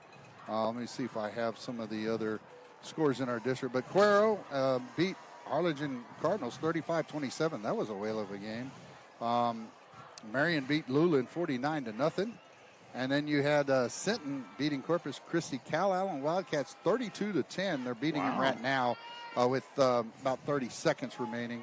And the Divine is losing to Marble Falls 36-6. That was a bit of a surprise. Taylor ducks over Austin Chief 73-0. And look at this, Gonzales over Smithville 42-6. Wow. And that's in the 4th quarter. Gerald is beating Lago Vista with 4 minutes remaining in the game, 35-28. Very similar to the score we had here. Nice hit. You hear that from all the way from up here. Man, through the headphones, too. That was a good hit. And so those are the other scores of Gonzales and Smithville. Over Smithville, 42-6. Gerald, 35-28. Lago Vista, though, is right there. And who knows? That can still be a game as there's a timeout on the field. Panthers take their next timeout, and it's, they have only one more timeout remaining, I believe. So I'm not sure on that. They might have two. I was looking at the scoreboard. The scoreboard's saying two, but so our scoreboard shows one. So I don't know if I think it's two timeouts remaining each. So, all right. So now the Panthers have to come out and make a stop. That's no doubt about it. So. Yep, right here it is. 2nd and 11.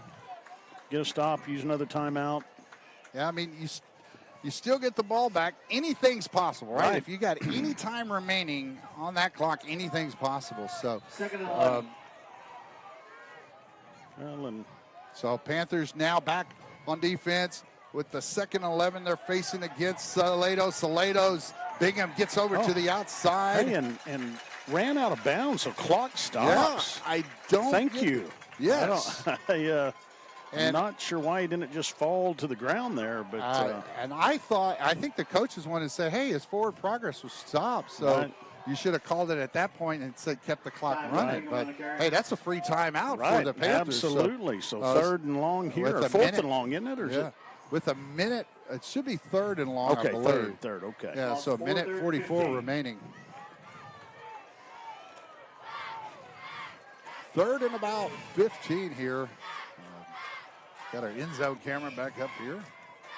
As Geis keeps it, he made some big plays earlier. Panthers surround him, and big hit by the Panthers. It's going to bring up a 4th down, but this is in no man's land at the 41-yard line of the Panthers. Salado can go for it, and they may not net that much. They'd only net maybe 21 yards. So now it's a timeout taken by the Panthers.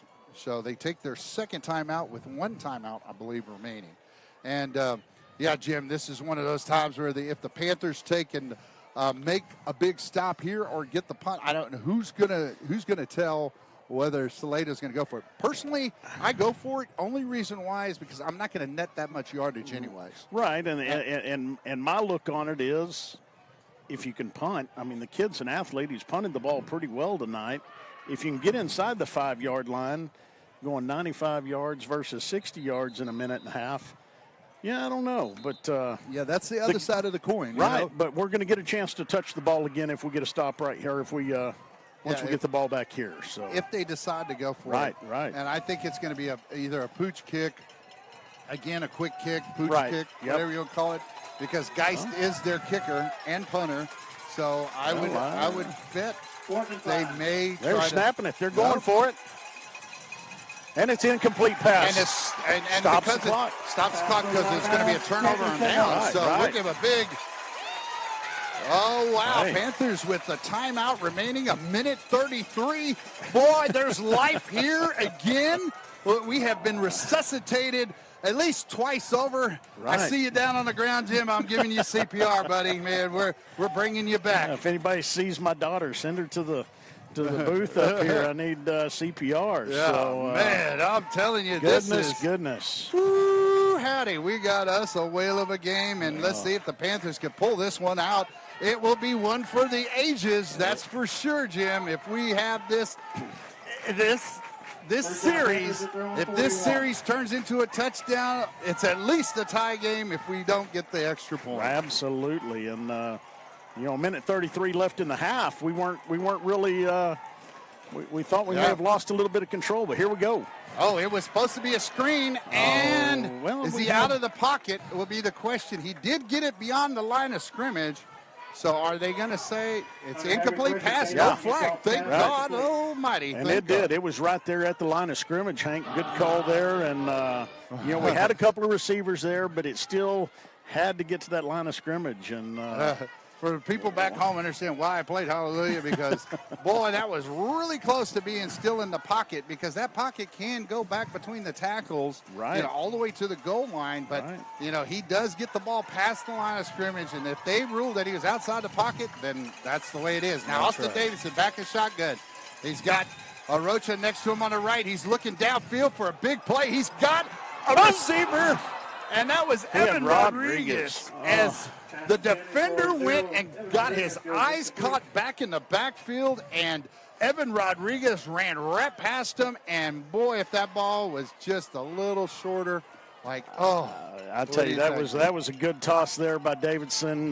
Good route by Rodriguez. Thought we had a chance. It was about 2 yards further than his outstretched hands, but boy, and did you hear the collective? That's it did. The wind. Because boy, that was touchdown all the way if he gets that one. If that connection happened. Now Davidson back with Trotty behind him. They look to fake the handoff. A lot of time, but run an out route. It's down and out too far for Elder to reach, and just outside of Emerson Elder's reach on that one, and that just not a very good. Well, now it's do or die. Fourth down. It is. Panthers may decide to call a timeout, but here's where I would look to try to draw them off sides, because the Panthers have done it in the past with the hard count. This would be a perfect opportunity to draw them off sides and then take the free play down the field as we've seen before. So the Panthers now, with a fourth down and 10 coming up, Davidson gets the step. He's looking downfield. He's looking for a receiver, throws it behind the receiver, and Elder was the intended receiver and just couldn't connect. I think, here's what I think, but I could be wrong. I think Davidson thought Elder was going to sit in between that zone, and Elder kept going. He released, yep, and I think you're right. The way that pass came out, it looked like he was going for a specific spot.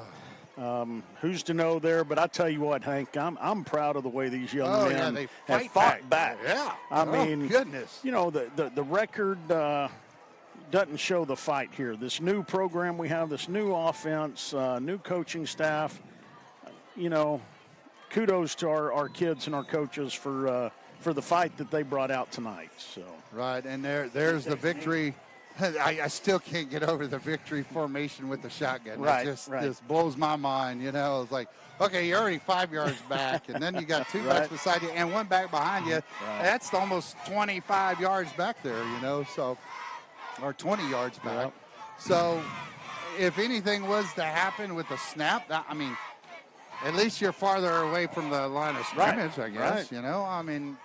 We'll see here as Salado Eagles look to put this one away in the victory formation.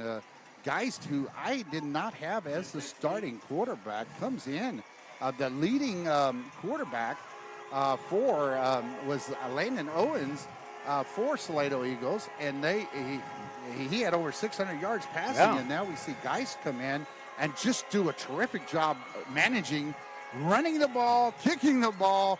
And so I don't know. I know that sometimes we'll go with a player of a game for, we go for the Panthers even if they lose sometimes, but sometimes we go for the opposing team when we just see somebody that has really carried the game. So. Right, and I'd say for the Panthers, Trotty, I tell you, that young man put a lot of the game right on his shoulders, and he ran the ball hard tonight. We've given him Game of the Week for twice already this year, so I'm not saying we wouldn't want to give it to him. When credit, you do it, you earn it, so credit should be given to him. But I think tonight, though, our player of the game we're going to look at is going to be, we don't have the stats up yet for it. That's halftime stats, but we won't get that from Kibbe. But tonight we'll kind of wrap it up since we lost power and we lost our streak for a little bit. But at least we got back on for an exciting finish. It really was. Too bad the Panthers came up short. But I do have to say, unless you disagree with me, I think that Geist there for the Salado Eagles was the player, Max Geist, the junior quarterback, 6'3", and kicker. Place kicker. He did everything for them, and he scored a lot of points for them tonight. And so I have to, hats go to the player of the game, number 24 for Salado Eagles. So as the Panthers played the alma mater, and we'll let them. We'll see that great view there. As what a nice view it is. So absolutely got the cheerleaders out here with the football players, and then we have the. I can't remember what it was. The preteen dance routine or whatever it was down there. Well, that was awesome. On Young Panther Night, it was a pleasure to join you out here tonight, Hank. Thank you for the invite. glad Joel got to get it started and came up here. And and I'm glad we had a dual broadcast tonight. Yeah. We overlapped, but we were able to get it to work. And too bad if we didn't lose power, it'd be one of our best broadcasts ever. So I got to give kudos to the kids. If we can get the big QR code up, I don't know if the street, there it is. Yeah. So there's the new QR code that the school has for the broadcast club. So they say scan here to donate. So you'll go in and it'll look like you're buying tickets. You go where you buy tickets and then you click on it. You can pay whatever you want and it'll go directly to the broadcast club. We do have the Panther Posse still has their they still have their donation available for the broadcast club, and they'll match it too. So we have both kind of. I think this one is directly for the food for the students. We got to feed these kids, right? Or not me, but the school does. And so, but Jim, one last words too that we have, and we'll probably go ahead and we probably won't have much of a post-game show with Scott Kibbe tonight. We'll go ahead and forgo that so we can get wrapped up and get the kids home. But one last word is, and I didn't mention it. I said we played a tribute to Lance earlier tonight that we've had played most every game. But we always keep that LB in the right corner there of every broadcast that we have here for football, and that's to honor and say, hey, we love you, Lance, and too bad we lost you this year, and you're going to be missed always. Absolutely, and you'll never be replaced. Absolutely, in the Blackburn family, we love you guys. But it's an honor to get to stand up here and do what Lance loved to do. So he was so good with stats. And he was, he was great. Yeah. So he had everything. He did his homework, and I can say that there's times I spent more on the technical side, and I could always rely on Lance to get all that done. And I do have one funny story, and you take it because I believe that Lance was just trying to do. Let's say he's always trying to do the right thing, and he always stands up for everybody, and he puts himself. He always had put himself in a position that he stood up for the students and all. Right. So when I tell this story, it's not necessarily a bad story, but when we went to Cuero for the first time we started this program, he had already talked to. Their athletic director at the time, I think it was his first year, and said, "Hey, you'll have Wi-Fi. You'll be able to use Wi-Fi to broadcast. You'll have a booth over there, a press box." So, we will have Scott Kibbe here in just a moment. So, but what I will, I'll finish up the story here real quick. Is that me and another gentleman that was volunteering, Rick Ganaway, went down to go interview one of the coaches, and so we had the camera. We were going down to interview, and we came back up. Everybody's packed up and leaving out of the booth, out of the press box. We're like, what's going on? They said, well, Lance got us kicked out. We're like, what? Lance got us kicked out? What happened? He was like, well, they said we had Wi-Fi, and he was adamant about the fact that, hey, once you say we're going to have that, you're going to have it. But they didn't have Wi-Fi for us. And so it's like, so we went over, he said, well, we're leaving, and then they were like, well, you need to leave. Thank you. And it was like, but that's what I was talking about is he was committed to the students there, and he only wanted the best for the students and everybody there. And so we did the broadcast from the from inside a tunnel right on and their guys got us, they helped us out with getting all the power and everything. So we were able to go on the other side and the visitor side stands, and we still did the broadcast. Right. So, there you go. But that's how committed Lance was to this community and this broadcast club and such. We miss you, buddy. Yes. All right, Scott, we'll bring you in here. And we are having Scott Kibbe, so we can bring up his little lower thirds down there. And Scott Kibbe, go ahead and we'll just have you run us off. I won't put it up on the screen yet, but I'll just have you tell us what the stats were. And sad to see that we came up a bit short again. Yes. So. For Salado, 12 first downs, 29 rushes, 173 yards, 142 passing yards on 10 out of 18 attempts, no interceptions, 4 punts for 33-yard average, 2 fumbles, lost them both, 8 penalties for 80 yards. For the Panthers, it had 18 first downs, 42 rushes, 174 yards, 113 yards passing on 8 out of 22 with 2 interceptions, 5 punts for an average of 40 yards. not fumble, and then 3 for 30 in penalties. Trotty led the way again, a big game for him. 31 carries, 146 yards, 3 touchdowns. He is now at 864. So certainly 1,000 yards is in reach. Yeah, it's in reach. Yes. Okay. And so next week we go to Gerald and we play Gerald, and with those, I mean, we're still able to move the ball, and we just can't seem to get over the hump in stopping the other teams early on. Like, I mean, our defense does, our defense does good enough in most cases, but not great. And then in our offense, same thing. We look like we're going to be, really good at times, but we're not at times. So we're inconsistent. And again, Coach brought that up. Coach Hill always about consistency, and I think that's where we're at. We're inconsistent right now. We're not far. You just can't get to that next level, that next step. I think to get both units playing well in the same half. Right.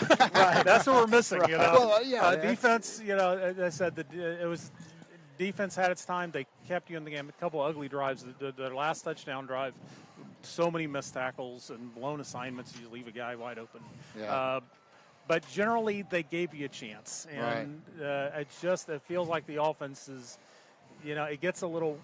I think it needs some more dimensions. I think it needs some more ways to attack. Everybody's looking for Trotty. Trotty is is a great running back. I think one of the best we've had here in a long time. But can't do it all. Right? Yeah, I mean, but you've got to and line. We saw on the touchdown pass what Davidson can do with time. Right. He so rarely had time tonight. He's running for his life. Line just did not have a good night like they pass had blocking previously. Pass blocking was really and really there was a couple tonight. times that Jim had mentioned is thought that that Davidson, though, if he steps up into the pocket as opposed to he's always looking to get out. There was a couple of times he had a chance to step up into the pocket and maybe be able to give himself a little more time but he's not. I mean, this has been a slot T team for almost 20 years. So I mean, you don't see that too often, and you don't know how to react to that. We can see it from up here, but.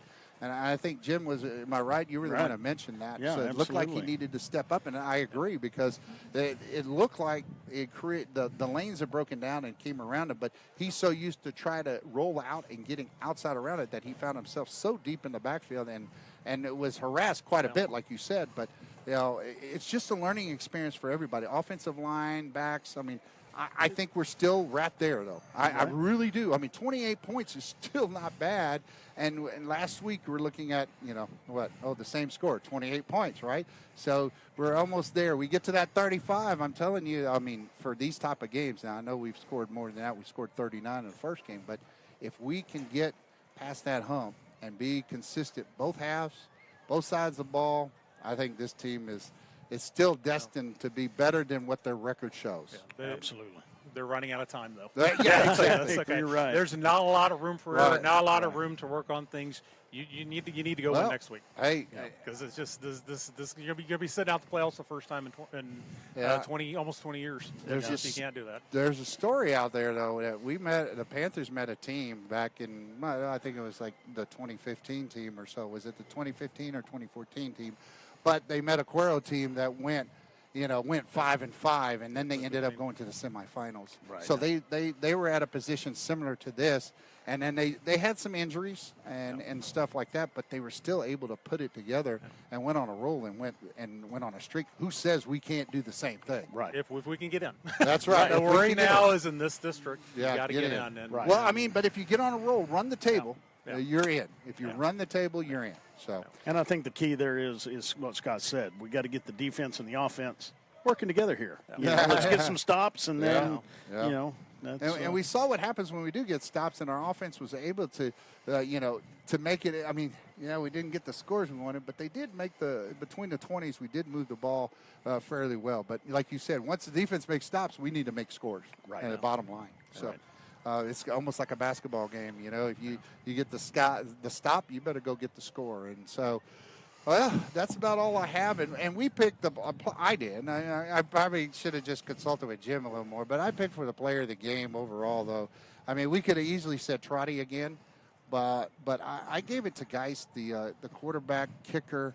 They're Mr. Everything because he did a lot for them tonight. I think he was their most valuable player overall. You could say Merriman on some of the big deep passes, but Geist was all part of that too. It was his first start. Yeah, they put him out there. He's obviously a good athlete. He didn't make a lot of mistakes. He made a lot of plays. I don't know how they've got to just be delighted. I can't imagine they could have. I didn't have him down as a starter when I put the starting line. I did not either. I not. So So wow, what a surprise! And I mean, Landon Owens had over 600 yards coming into this. So go figure, right? Yeah. So. All right. Well, I guess we'll finish it up. And Scott, tell everybody where they can find you. And when are we going to get a quick look at? Are we going to have a preview for next week? Or are we going to have a review of this game? Sunday we'll have the story from this game. Sunday, SkeneGazette.com. Won't be previewing next week's yet. We kind of alternate with other schools. So, but we'll in 2 weeks we play Gonzales for homecoming. Okay. Yeah. All right. Sounds good. Well, Scott, where can they find you out there in the world? Yeah, SkeneGazette.com. All right. Thank you. All right. Thank you, Scott. All right, Jim, we'll wrap it up here. Any final thoughts or words? And as we meet Gerald next week, it looks like Gerald, as I was looking at, Gerald was going to have a chance of winning that game. And let me go back to that and see if I can pull up the final in that game if it did go final. I was hoping it did. Yeah, my big takeaway is that, the time is now. Scott mentioned it that we are running out of time. If we're going to fight for a playoff spot and, a place that we've been for the last 20 years. And, wow. But a lot of changes this year. And I think positives, you know. You got kids totally, and when you look back at our, starting 7th, 8th grade where they're running the same offense now and having some success with the athletes, it's going to get better. Oh, yeah. It's just the pains of doing that. But, yes, right now we need to get this thing turned around. We're there. Yeah. We're in these games. They're big games. So, well, it doesn't get any easier for the Panthers. They're going to play an undefeated Gerald Cougars team next week. Right. And then after that, if Gonzales wins next week, we'll play their homecoming, but they've only lost one game themselves. So it's going to be we're going to go through the gauntlet. That's for sure. Right. So, yeah, it doesn't get any easier. You're absolutely right. Well, the kiddos were ready to go home. We're ready to wrap things up. And so as we get ready to get out of here. As you see, the final, 34-28, Panthers had a chance and just could not capitalize on it. And so Hank Dietert, myself, with Jim Andrews, and the Navarro broadcast team, Enoch, Sarah up here. We had Jordan helping out. We also had we had several other students. Right. All of a sudden, I've just lost. Start naming them, and you forget somebody. Yeah, so, you always forget somebody. But there are a lot of kids out there that have helped. Bo was out there, and I've seen. We had a sideline camera. We had we had one of our best broadcasts going until we lost power. Right. Well, but again, thank you for joining me tonight, Jim, and we hope the Panthers get a little bit get ready because, like you said, the time is now. And we're playing a very good Gerald team in Gerald, so we should have that broadcast available. And then the following week is homecoming Gonzales. We should also, I'm hoping that we'll be able to bring that broadcast as well for both the Lavernia game and come out and see the Lady Panthers with Lavernia in the volleyball event center, and then walk right over and watch the Gonzales Apache homecoming game. So and thanks to everybody that stuck with us. If you're still watching us, God bless you. Thank you. We really appreciate it, and make sure to donate to our Navarro Broadcast Club. Again, my name is Hank Dietert, and I'm very thankful to have Jim and the Navarro Student Broadcast Club here to make this thing happen for you. So for everyone, God bless and have a wonderful night.